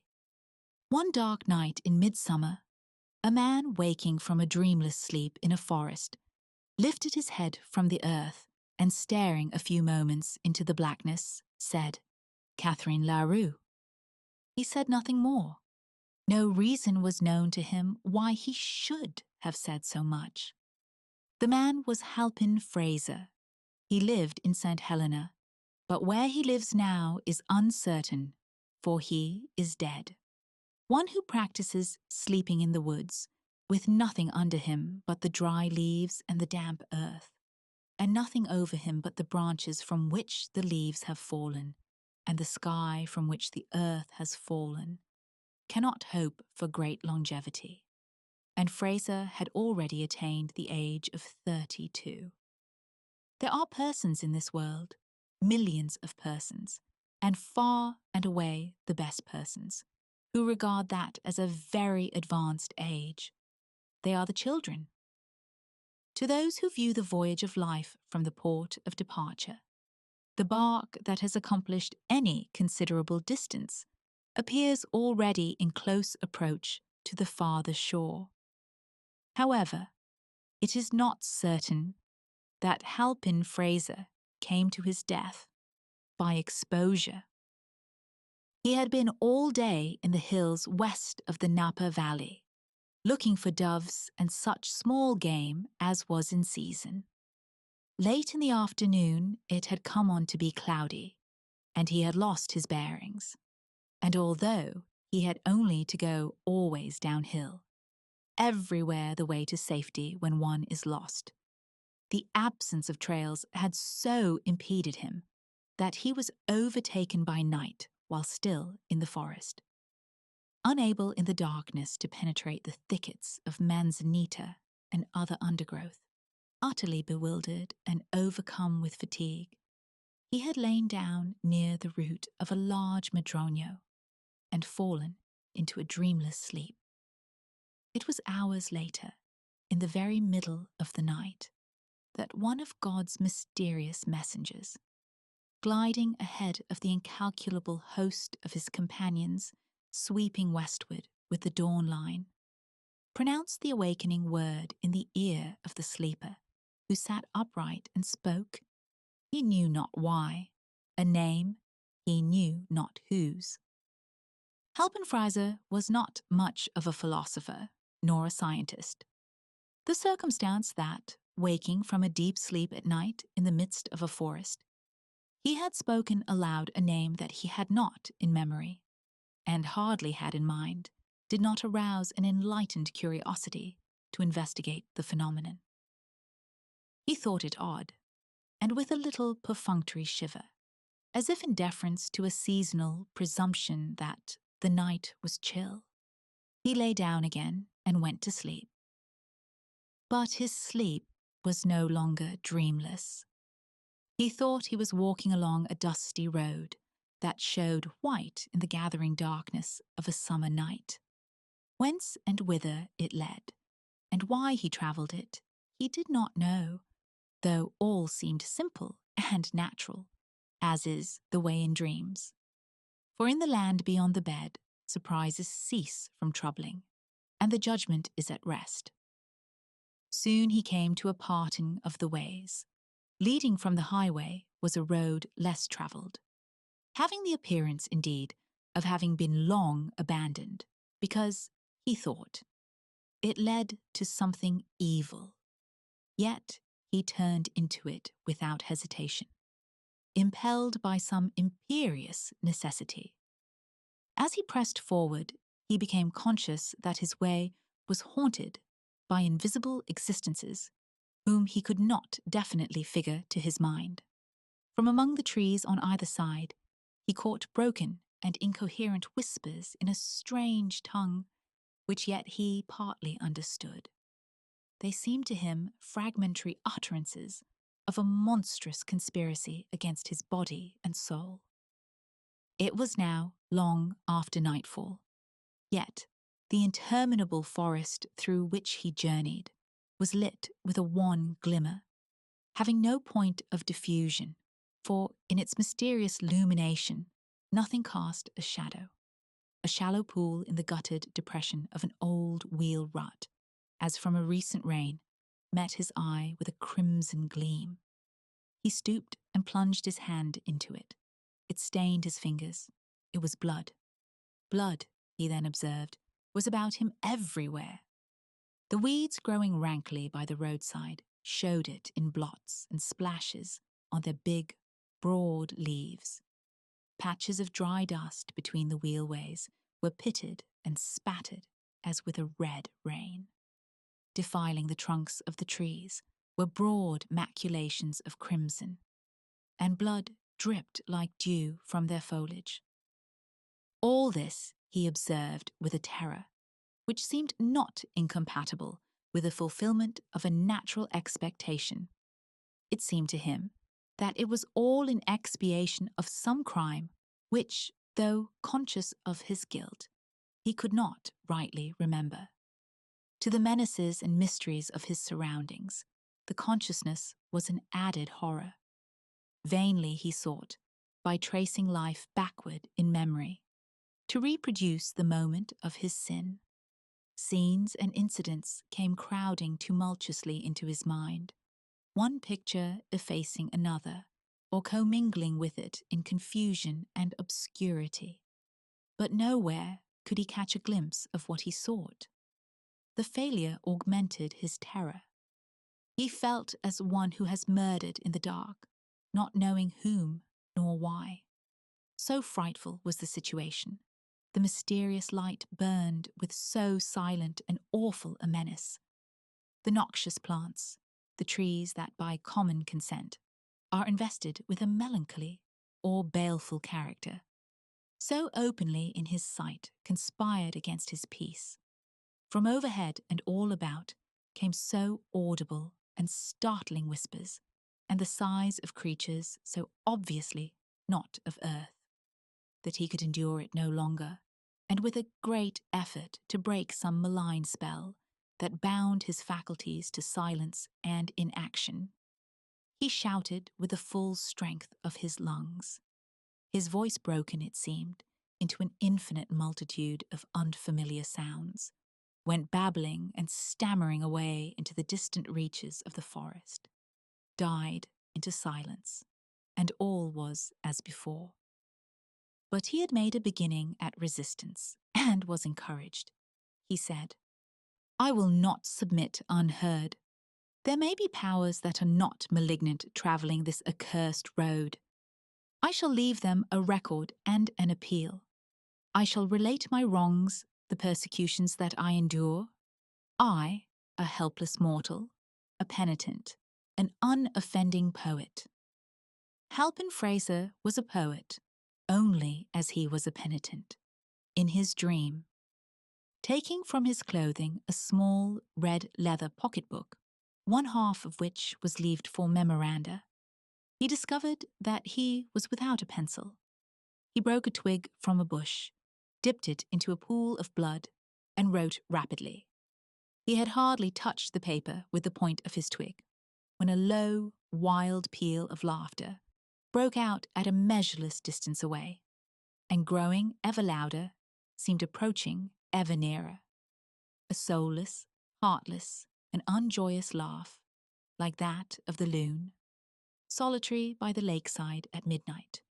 A laugh which culminated in an unearthly shout close at hand, then died away by slow gradations, as if the accursed being that uttered it had withdrawn over the verge of the world whence it had come. But the man felt that this was not so, that it was nearby and had not moved. A strange sensation began slowly to take possession of his body and his mind. He could not have said which, if any, of his senses was affected. He felt it rather as a consciousness, a mysterious mental assurance of some overpowering presence, some supernatural malevolence, different in kind from the invisible existences that swarmed about him, and superior to them in power. He knew that it had uttered that hideous laugh, and now it seemed to be approaching him. From what direction he did not know, dared not conjecture. All his former fears were forgotten or merged in the gigantic terror that now held him in thrall. Apart from that, he had but one thought: to complete his written appeal to the benign powers who, traversing the haunted wood, might sometime rescue him, if he should be denied the blessing of annihilation. He wrote with terrible rapidity, the twig in his fingers rilling blood without renewal. But in the middle of a sentence, his hands denied their service to his will. His arms fell to his sides, the book to the earth, and powerless to move or cry out, he found himself staring into the sharply drawn face and blank, dead eyes of his own mother, standing white and silent in the garments of the grave. In his youth, Halpin Frayser had lived with his parents in Nashville, Tennessee. The Fraysers were well-to-do, having a good position in such society, as had survived the wreck wrought by civil war.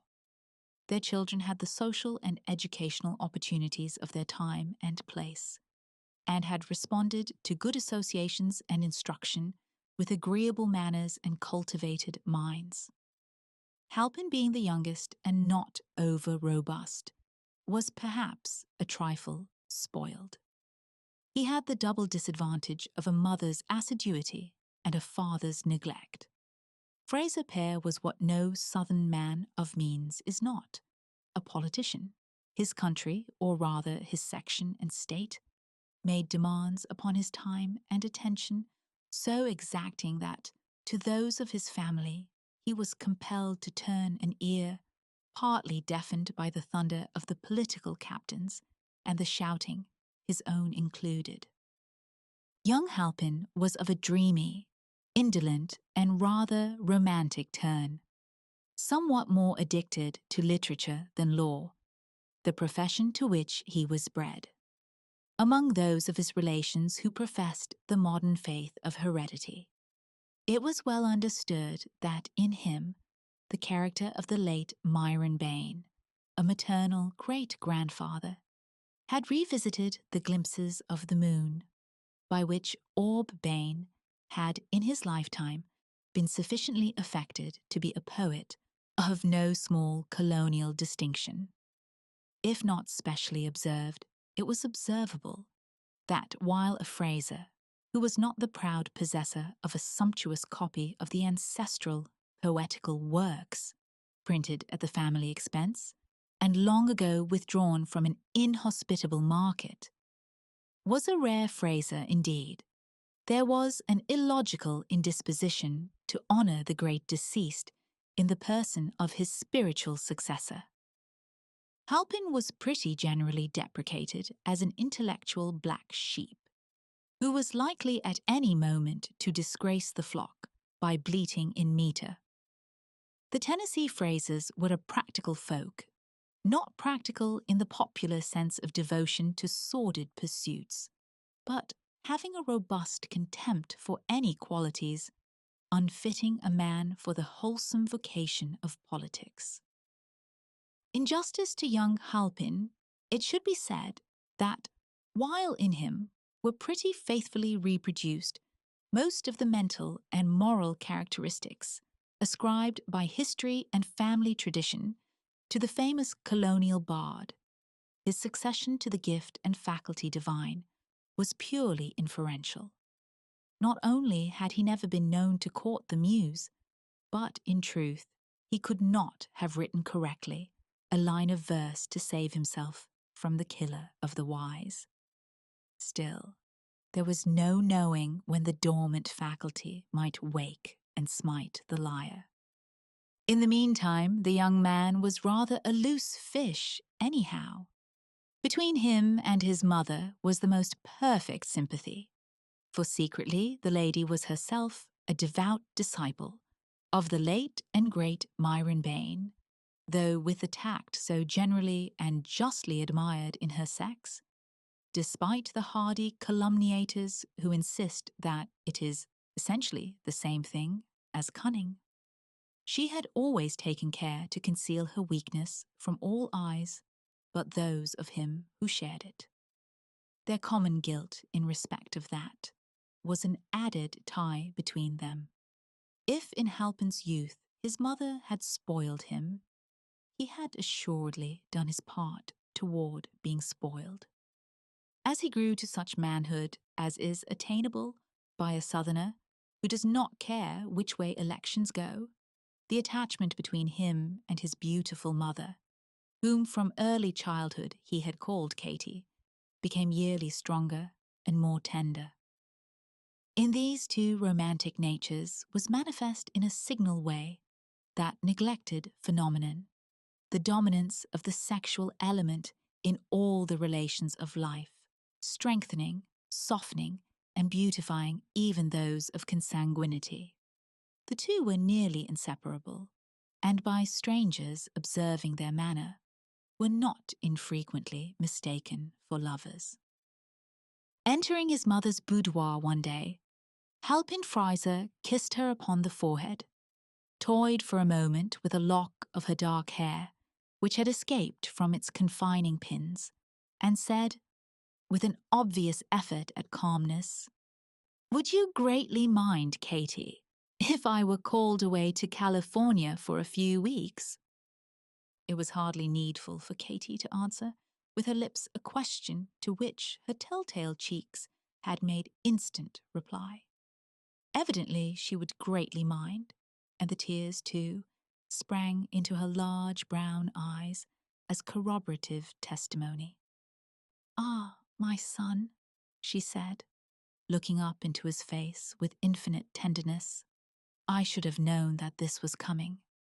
Did I not lie awake a half of the night weeping, because, during the other half, Grandfather Bain had come to me in a dream, and standing by his portrait, young too, and handsome as that, pointed to yours on the same wall. And when I looked, it seemed that I could not see the features. You had been painted with a face cloth, such as we put upon the dead. Your father has laughed at me, but you and I, dear, know that such things are not for nothing. And I saw below the edge of the cloth the marks of hands on your throat. Forgive me, but we have not been used to keep such things from each other. Perhaps you have another interpretation. Perhaps it does not mean that you will go to California. Or maybe you will take me with you." It must be confessed that this ingenious interpretation of the dream, in the light of newly discovered evidence, did not wholly commend itself to the son's more logical mind. He had, for the moment at least, a conviction that it foreshadowed a more simple and immediate, if less tragic, disaster than a visit to the Pacific coast. It was Halpin Frayser's impression that he was to be garroted on his native heath. "Are there not medicinal springs in California?" Mrs. Frayser resumed before he had time to give her the true reading of the dream. "Places where one recovers from rheumatism and neuralgia? Look, my fingers feel so stiff, and I am almost sure they have been giving me great pain while I slept."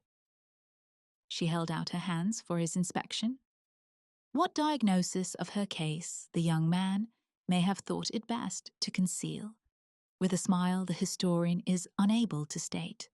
But, for himself, he feels bound to say that fingers looking less stiff and showing fewer evidences of even insensible pain have seldom been submitted for medical inspection by even the fairest patient desiring a prescription of unfamiliar scenes. The outcome of it was that of these two odd persons having equally odd notions of duty. The one went to California as the interest of his client required, and the other remained at home in compliance with a wish that her husband was scarcely conscious of entertaining. While in San Francisco, Halpin Frayser was walking one dark night along the waterfront of the city, when, with a suddenness that surprised and disconcerted him, he became a sailor. He was, in fact, shanghaied aboard a gallant ship, and sailed for a far country. Nor did his misfortunes end with the voyage, for the ship was cast ashore on an island of the South Pacific, and it was 6 years afterward when the survivors were taken off by a venturesome trading schooner and brought back to San Francisco. Though poor in purse, Frayser was no less proud in spirit than he had been in the years that seemed ages and ages ago. He would accept no assistance from strangers, and it was while living with a fellow survivor near the town of St. Helena, awaiting news and remittances from home, that, he had gone gunning and dreaming. The apparition confronting the dreamer in the haunted wood, the thing so like, yet so unlike his mother, was horrible. It stirred no love nor longing in his heart. It came unattended with pleasant memories of a golden past, inspired no sentiment of any kind. All the finer emotions were swallowed up in fear. He tried to turn and run from before it, but his legs were as lead. He was unable to lift his feet from the ground. His arms hung helpless at his sides. Of his eyes only he retained control, and these he dared not remove from the lustreless orbs of the apparition, which he knew was not a soul without a body, but that most dreadful of all existences infesting that haunted wood, a body without a soul. In its blank stare was neither love, nor pity, nor intelligence, nothing to which to address an appeal for mercy. An appeal will not lie, he thought, with an absurd reversion to professional slang, making the situation more horrible, as the fire of a cigar might light up a tomb. For a time, which seemed so long that the world grew grey with age and sin, and the haunted forest, having fulfilled its purpose in this monstrous culmination of its terrors, vanished out of his consciousness with all its sights and sounds, the apparition stood within a pace, regarding him with the mindless malevolence of a wild brute, then thrust its hands forward and sprang upon him with appalling ferocity. The act released his physical energies without unfettering his will. His mind was still spellbound, but his powerful body and agile limbs, endowed with a blind, insensate life of their own, resisted stoutly and well.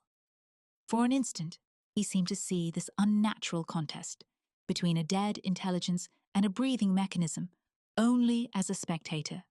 Such fancies are in dreams. Then he regained his identity, almost as if by a leap forward into his body, and the straining automaton had a directing will as alert and fierce as that of its hideous antagonist. But what mortal can cope with a creature of his dream? The imagination creating the enemy is already vanquished. The combat's result is the combat's cause.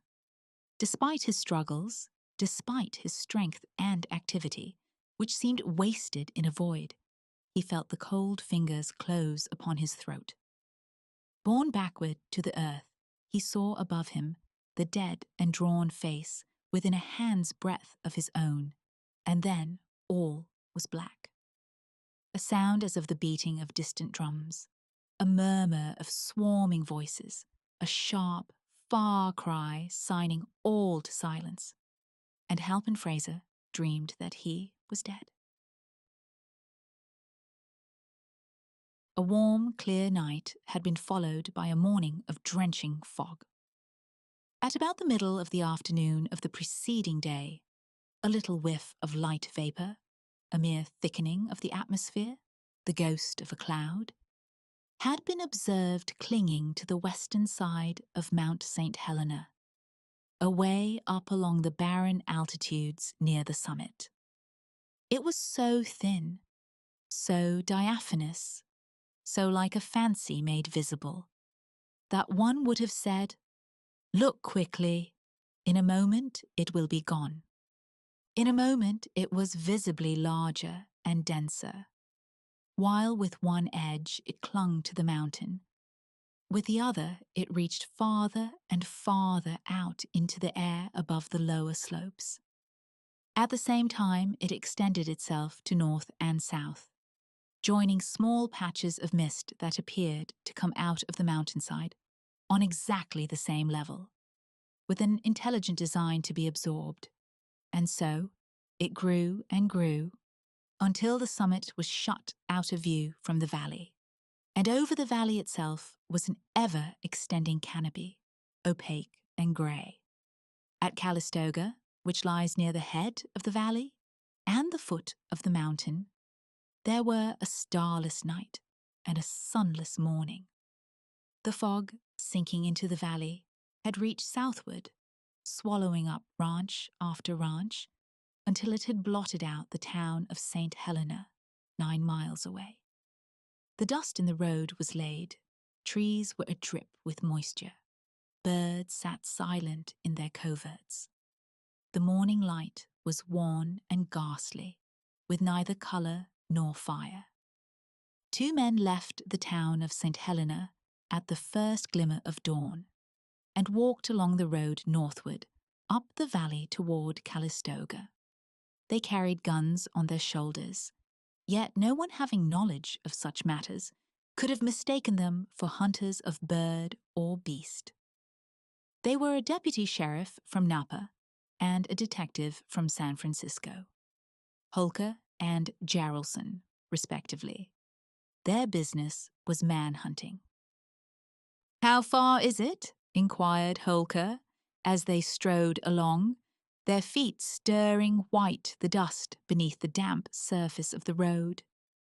"The white church, only a half-mile farther," the other answered. "By the way," he added, "it is neither white nor a church. It is an abandoned schoolhouse, grey with age and neglect. Religious services were once held in it, when it was white, and there is a graveyard that would delight a poet. Can you guess why I sent for you and told you to come healed? Oh, I never have bothered you about things of that kind. I've always found you communicative when the time came. But if I may hazard a guess, you want me to help you arrest one of the corpses in the graveyard." "You remember Branscombe?" said Jarrelson, treating his companion's wit with the inattention that it deserved. "The chap who cut his wife's throat. I ought. I wasted a week's work on him and had my expenses for my trouble. There is a reward of $500, but none of us ever got a sight of him. You don't mean to say?" "Yes, I do. He has been under the noses of you fellows all the time. He comes by night to the old graveyard at the White Church." "The devil! That's where they buried his wife." "Well, you fellows might have had sense enough to suspect that he would return to her grave sometime. The very last place that anyone would have expected him to return to. But you had exhausted all the other places. Learning your failure at them, I laid for him there." "And you found him?"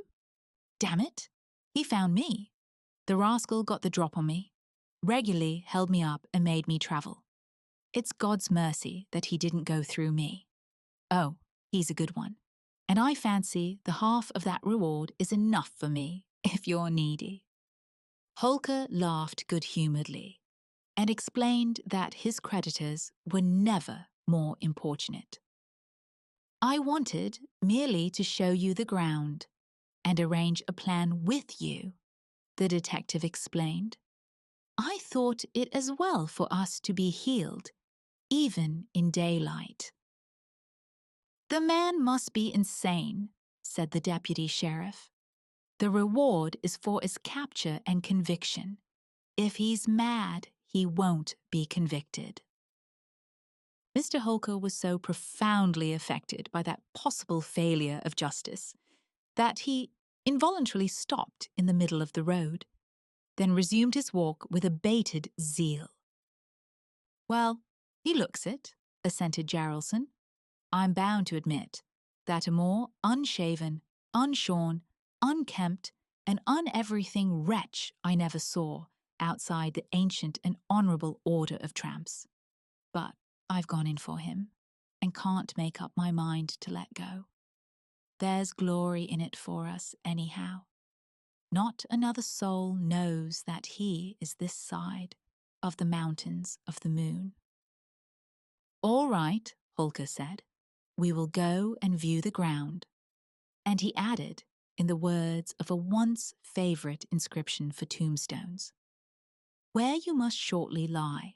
I mean, if old Branscombe ever gets tired of you and your impertinent intrusion.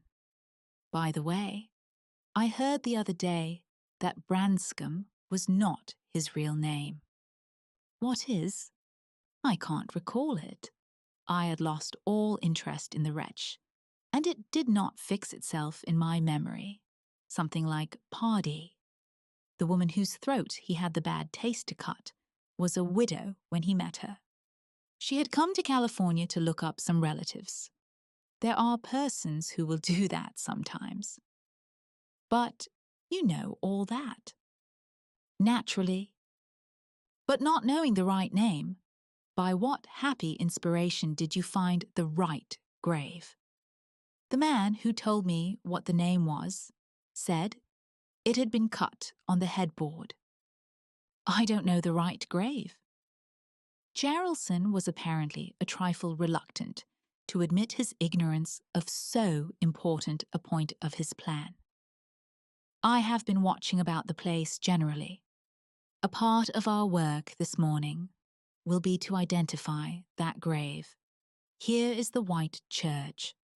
For a long distance, the road had been bordered by fields on both sides, but now on the left, there was a forest of oaks, madronos, and gigantic spruces, whose lower parts only could be seen, dim and ghostly in the fog. The undergrowth was, in places, thick, but nowhere impenetrable. For some moments, Holker saw nothing of the building, but as they turned into the woods, it revealed itself in faint grey outline through the fog, looking huge and far away. A few steps more, and it was within an arm's length, distinct, dark with moisture, and insignificant in size. It had the usual country schoolhouse form, belonged to the packing box order of architecture, had an underpinning of stones, a moss-grown roof, and blank window spaces, whence both glass and sash had long departed.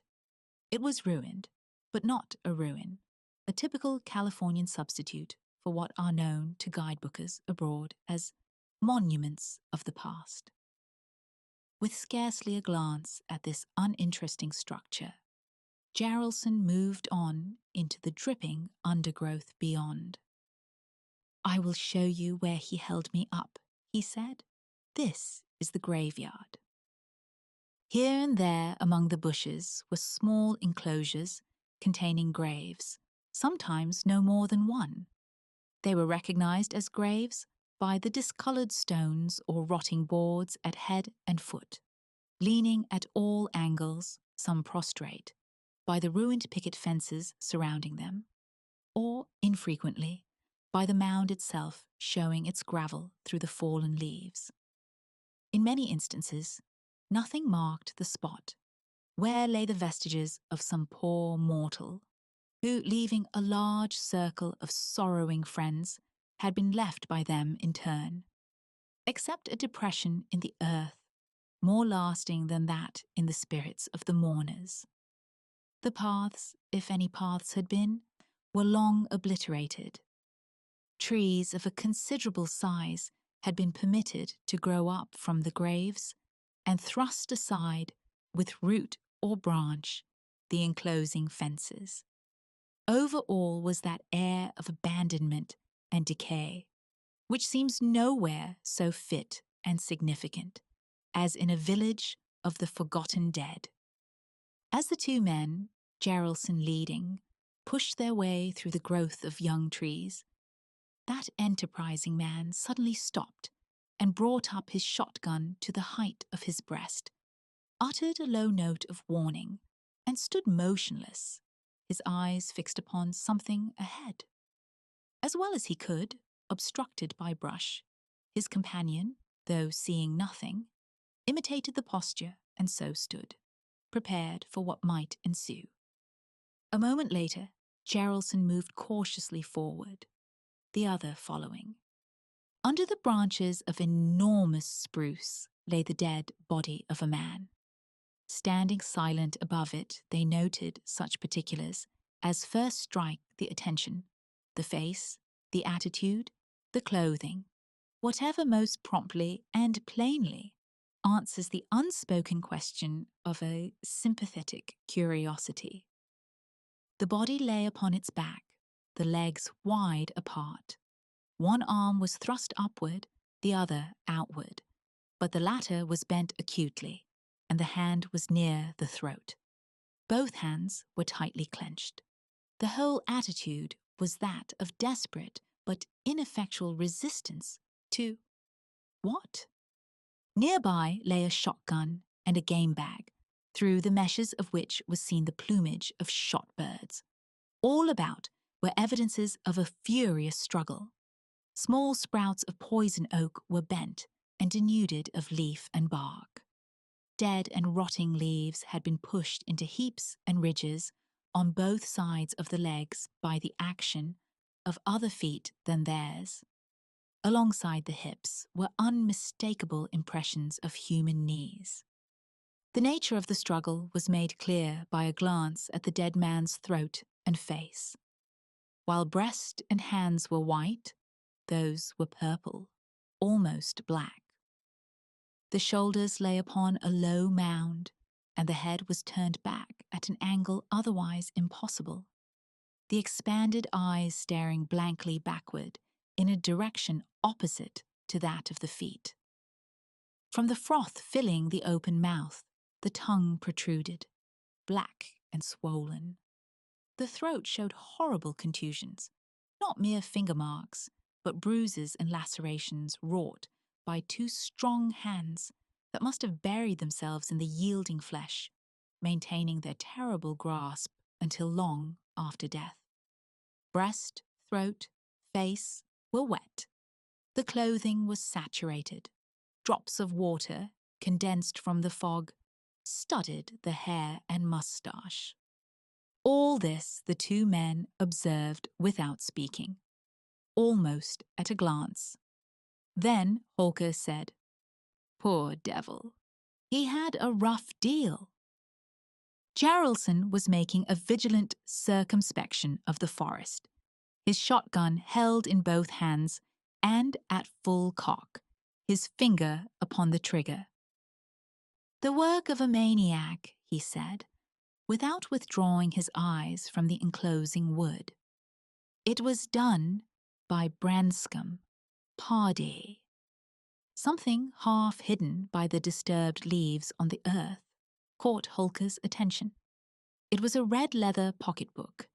He picked it up and opened it. It contained leaves of white paper for memoranda, and upon the first leaf was the name Halpin, Frayser. Written in red on several succeeding leaves, scrawled as if in haste and barely legible, were the following lines which Holker read aloud, while his companion continued scanning the dim grey confines of their narrow world, and hearing matter of apprehension in the drip of water from every burdened branch. Enthralled by some mysterious spell, I stood in the lit gloom of an enchanted wood. The cypress there and myrtle twined their boughs, significant in baleful brotherhood. The brooding willow whispered to the yew, beneath the deadly nightshade and the rue, with immortelles self-woven into strange, funereal shapes and horrid nettles grew. No song of bird, nor any drone of bees, nor light leaf lifted by the wholesome breeze. The air was stagnant all, and silence was. A living thing that breathed among the trees. Conspiring spirits whispered in the gloom, half heard, the stilly secrets of the tomb. With blood the trees were all adrip, the leaves shone in the witchlight with a ruddy bloom. I cried aloud, the spell, unbroken still, rested upon my spirit and my will. Unsouled, unhearted, hopeless and forlorn, I strove with monstrous presages of ill. At last, the viewless, Holker ceased reading. There was no more to read. The manuscript broke off in the middle of a line. "That sounds like Bain," said Jaralson, who was something of a scholar in his way. He had abated his vigilance and stood, looking down at the body. "Who's Bain?" Holker asked rather incuriously. "Myron Bain, a chap who flourished in the early years of the nation, more than a century ago. Wrote mighty dismal stuff. I have his collected works. That poem is not among them, but it must have been omitted by mistake." "It is cold," said Holker. "Let us leave here. We must have up the coroner from Napa." Jaralson said nothing, but made a movement in compliance. Passing the end of the slight elevation of earth upon which the dead man's head and shoulders lay, his foot struck some hard substance under the rotting forest leaves, and he took the trouble to kick it into view. It was a fallen headboard, and painted on it were the hardly decipherable words, "Catherine Leroux." "Leroux, Leroux!" exclaimed Holker with sudden animation. "Why, that is the real name of Branscombe, not Pardee. And, bless my soul, how it all comes to me, the murdered woman's name had been Frayser." "There is some rascally mystery here," said Detective Jaralson. "I hate anything of that kind."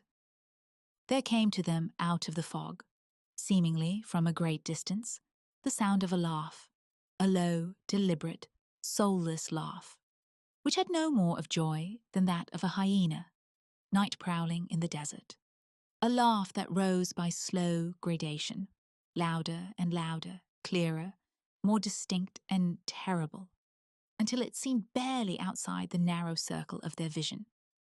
A laugh so unnatural, so unhuman, so devilish, that it filled those hardy man-hunters with a sense of dread unspeakable.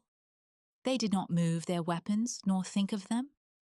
The menace of that horrible sound was not of the kind to be met with arms. As it had grown out of silence, so now it died away. From a culminating shout which had seemed almost in their ears, it drew itself away into the distance, until its failing notes, joyless and mechanical to the last, sank to silence at a measureless remove. We conclude tonight with a shorter account, sharp, restrained, and unforgettable. The damned thing confronts the terror of the unseen, asking what becomes of reason when faced with something it cannot name or perceive.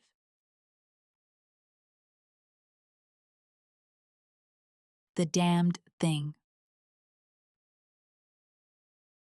One does not always eat what is on the table. By the light of a tallow candle, which had been placed on one end of a rough table, a man was reading something written in a book. It was an old account book, greatly worn, and the writing was not, apparently, very legible.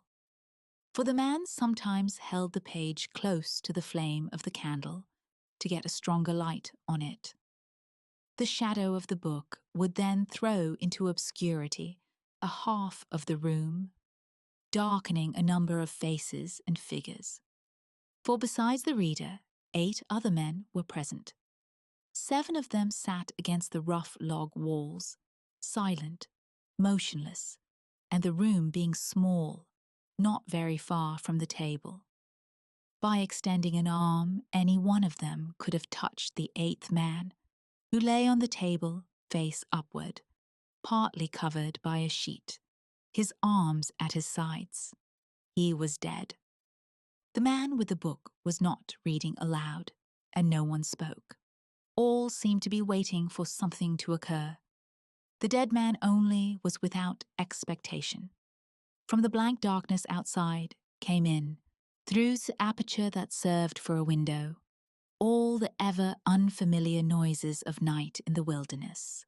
the long, nameless note of a distant coyote, the steadily pulsing thrill of tireless insects in trees, strange cries of night birds, so different from those of the birds of day, the drone of great blundering beetles, and all that mysterious chorus of small sounds that seem always to have been but half heard when they have suddenly ceased, as if conscious of an indiscretion.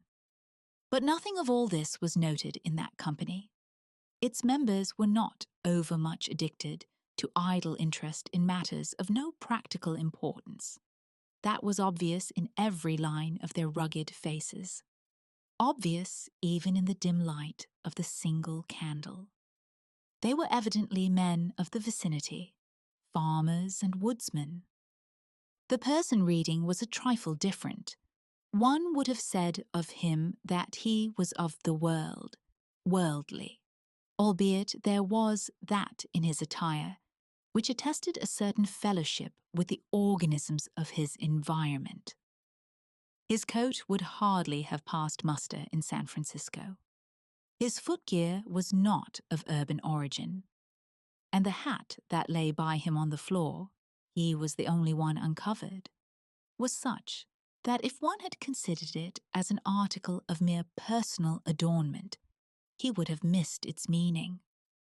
In countenance, the man was rather prepossessing, with just a hint of sternness, though that he may have assumed or cultivated as appropriate to one in authority. For he was a coroner.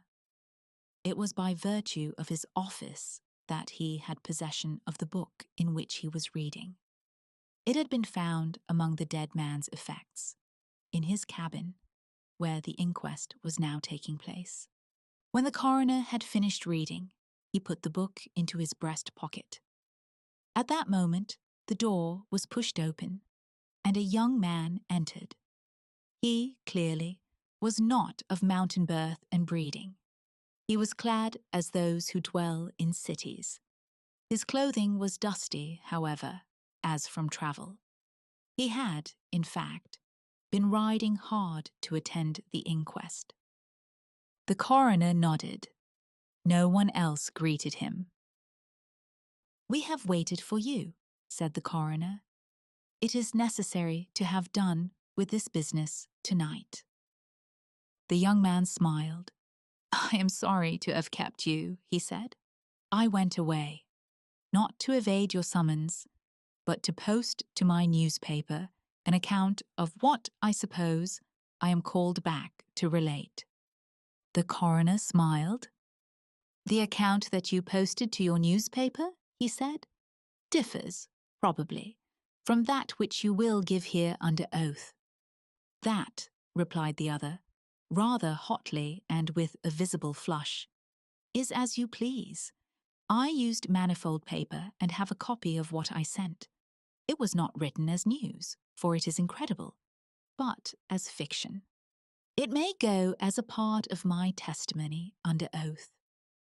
"But you say it is incredible." "That is nothing to you, sir, if I also swear that it is true." The coroner was silent for a time, his eyes upon the floor. The men about the sides of the cabin talked in whispers, but seldom withdrew their gaze from the face of the corpse. Presently, the coroner lifted his eyes and said, "We will resume the inquest." The men removed their hats. The witness was sworn. "What is your name?" the coroner asked. "William Harker." "Age?" 27. "You knew the deceased, Hugh Morgan?" "Yes." "You were with him when he died?" "Near him." "How did that happen? Your presence, I mean?" "I was visiting him at this place to shoot and fish. A part of my purpose, however, was to study him and his odd, solitary way of life. He seemed a good model for a character in fiction. I sometimes write stories. I sometimes read them." "Thank you." "Stories in general, not yours. Some of the jurors laughed. Against a somber background, humor shows highlights. Soldiers in the intervals of battle laugh easily, and a jest in the death chamber conquers by surprise. "Relate the circumstances of this man's death," said the coroner. "You may use any notes or memoranda that you please." The witness understood. Pulling a manuscript from his breast pocket, he held it near the candle, and turning the leaves until he found the passage that he wanted, began to read. What may happen in a field of wild oats. The sun had hardly risen when we left the house. We were looking for quail, each with a shotgun, but we had only one dog. Morgan said that our best ground was beyond a certain ridge that he pointed out, and we crossed it by a trail through the chaparral. On the other side was comparatively level ground, thickly covered with wild oats. As we emerged from the chaparral, Morgan was but a few yards in advance. Suddenly we heard, at a little distance to our right and partly in front, a noise as of some animal thrashing about in the bushes, which we could see were violently agitated. "We've started a deer," I said. "I wish we had brought a rifle." Morgan, who had stopped and was intently watching the agitated chaparral, said nothing, but had cocked both barrels of his gun and was holding it in readiness to aim. I thought him a trifle excited, which surprised me, for he had a reputation for exceptional coolness, even in moments of sudden and imminent peril. "Oh, come," I said. "You are not going to fill up a deer with quail shot, are you?" Still, he did not reply, but, catching a sight of his face as he turned it slightly toward me, I was struck by the intensity of his look. Then I understood that we had serious business in hand, and my first conjecture was that we had jumped a grizzly. I advanced to Morgan's side, cocking my piece as I moved. The bushes were now quiet and the sounds had ceased, but Morgan was as attentive to the place as before. "What is it? What the devil is it?" I asked. "That damned thing," he replied, without turning his head. His voice was husky and unnatural. He trembled visibly. I was about to speak further when I observed the wild oats near the place of the disturbance moving in the most inexplicable way. I can hardly describe it. It seemed as if stirred by a streak of wind, which not only bent it, but pressed it down, crushed it so that it did not rise. And this movement was slowly prolonging itself directly toward us. Nothing that I had ever seen had affected me so strangely as this unfamiliar and unaccountable phenomenon. Yet, I am unable to recall any sense of fear. I remember, and tell it here because, singularly enough, I recollected it then, that once in looking carelessly out of an open window, I momentarily mistook a small tree close at hand for one of a group of larger trees at a little distance away. It looked the same size as the others, but being more distinctly and sharply defined in mass and detail, seemed out of harmony with them. It was a mere falsification of the law of aerial perspective, but it startled, almost terrified me. We so rely upon the orderly operation of familiar natural laws that any seeming suspension of them is noted as a menace to our safety, a warning of unthinkable calamity. So now the apparently causeless movement of the herbage and the slow, undeviating approach of the line of disturbance were distinctly disquieting.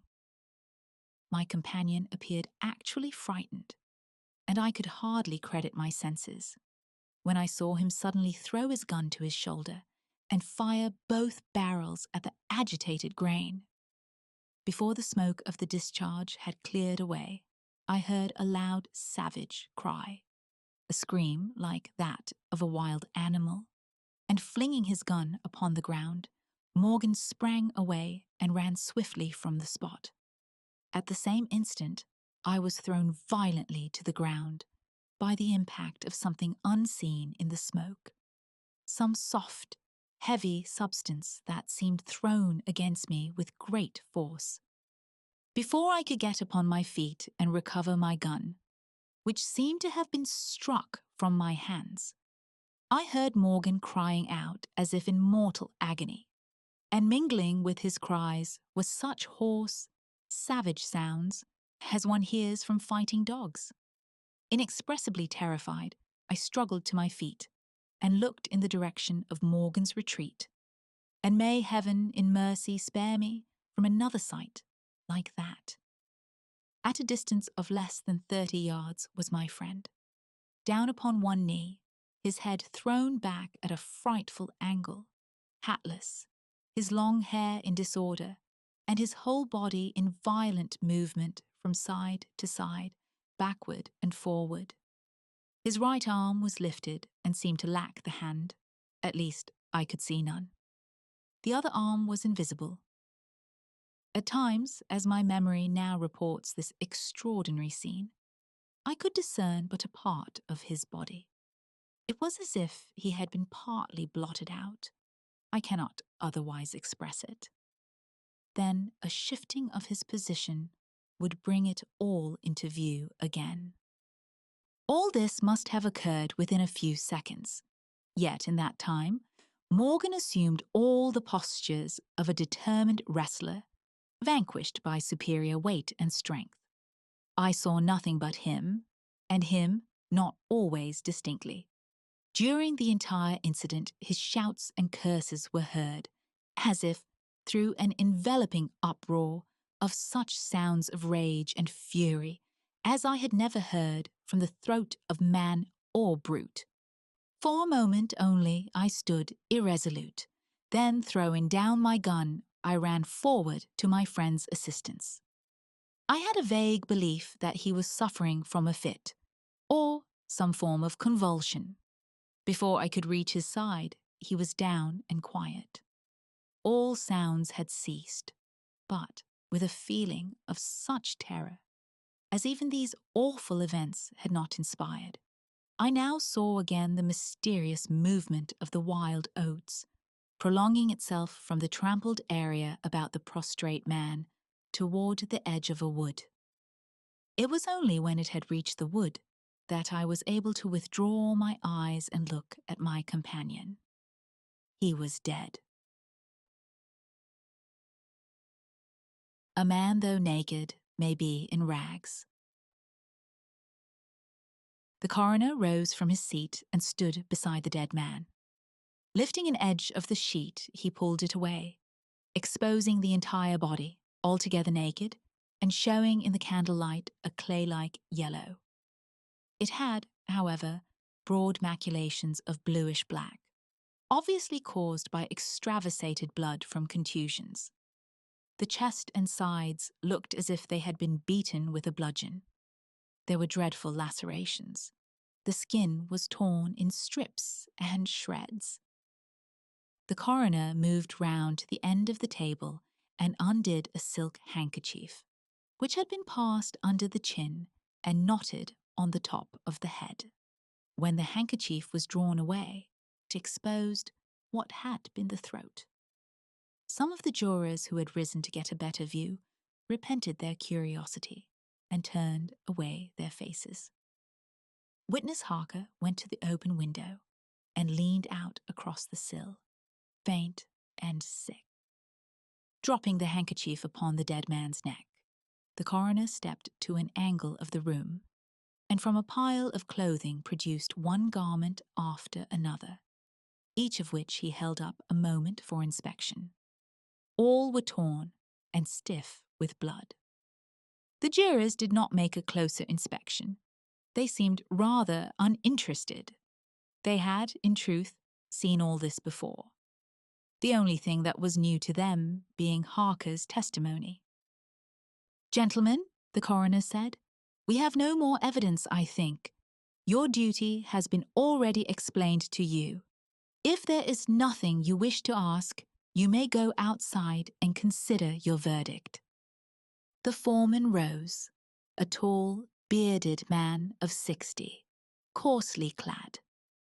I should like to ask one question, Mr. Coroner, he said. What asylum did this your last witness escape from? Mr. Harker, said the coroner, gravely and tranquilly. From what asylum did you last escape? Harker flushed crimson again, but said nothing, and the 7 jurors rose and solemnly filed out of the cabin.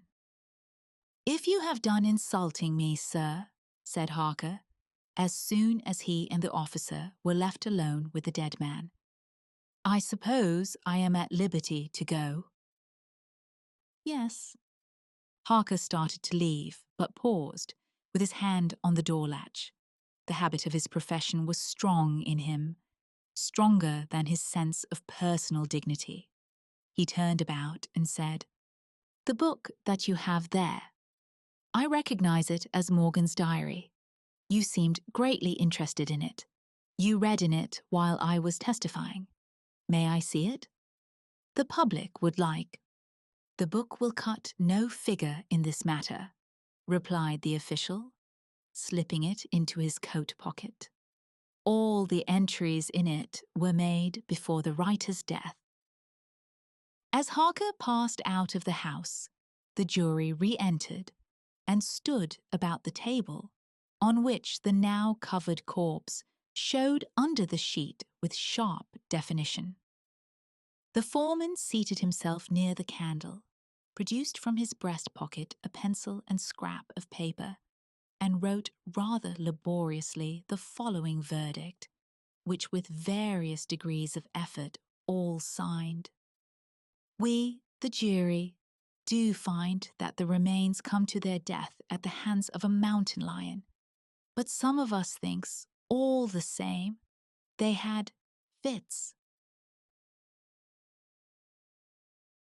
An explanation from the tomb. In the diary of the late Hugh Morgan are certain interesting entries, having possibly a scientific value as suggestions. At the inquest upon his body, the book was not put in evidence. Possibly the coroner thought it not worthwhile to confuse the jury. The date of the first of the entries mentioned cannot be ascertained. The upper part of the leaf is torn away. The part of the entry remaining follows. Would run in a half circle, keeping his head turned always toward the center, and again he would stand still, barking furiously. At last, he ran away into the brush as fast as he could go. I thought at first that he had gone mad, but on returning to the house, found no other alteration in his manner than what was obviously due to fear of punishment. Can a dog see with his nose? Do odors impress some cerebral center with images of the thing that emitted them? September 2nd.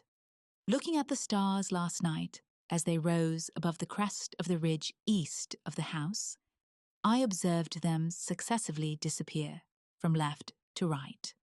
Each was eclipsed but an instant, and only a few at the same time.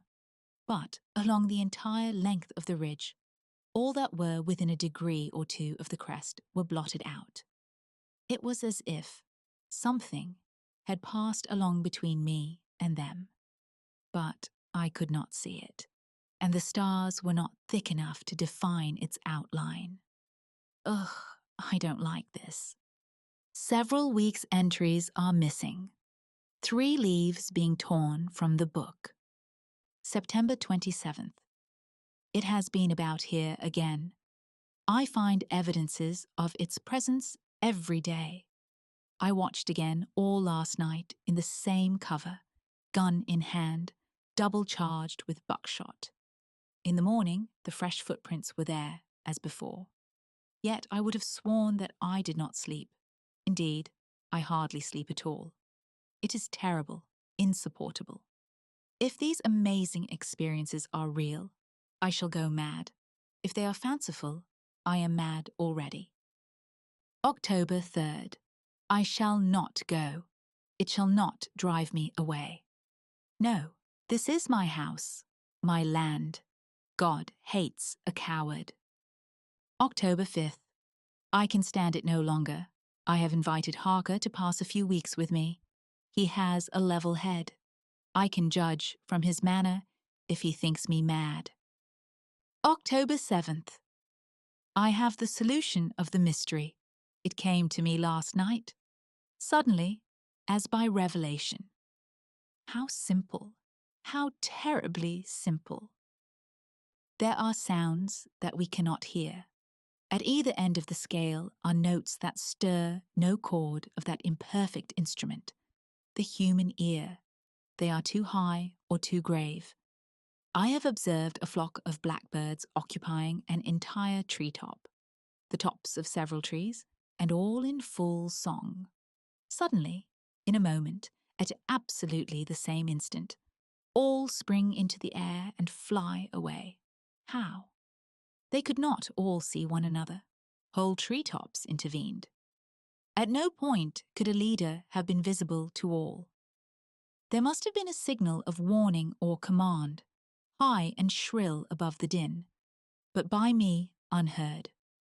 I have observed, too, the same simultaneous flight when all was silent, among not only blackbirds but other birds, quail, for example, widely separated by bushes, even on opposite sides of a hill. It is known to seamen that a school of whales basking or sporting on the surface of the ocean, miles apart, with a convexity of the earth between, will sometimes dive at the same instant, all gone out of sight in a moment. The signal has been sounded, too grave for the ear of the sailor at the masthead and his comrades on the deck, who nevertheless feel its vibrations in the ship, as the stones of a cathedral are stirred by the bass of the organ. As with sounds, so with colours. At each end of the solar spectrum, the chemist can detect the presence of what are known as actinic rays. They represent colours, integral colours in the composition of light, which we are unable to discern. The human eye is an imperfect instrument. Its range is but a few octaves of the real chromatic scale. I am not mad. There are colours that we cannot see. And God help me, the damned thing is of such a colour. And so our readings come to a close. If you are still awake, thank you for listening. If sleep has found you, may these stories fade gently into the dark. I am Lady S. Ashcroft. Good night.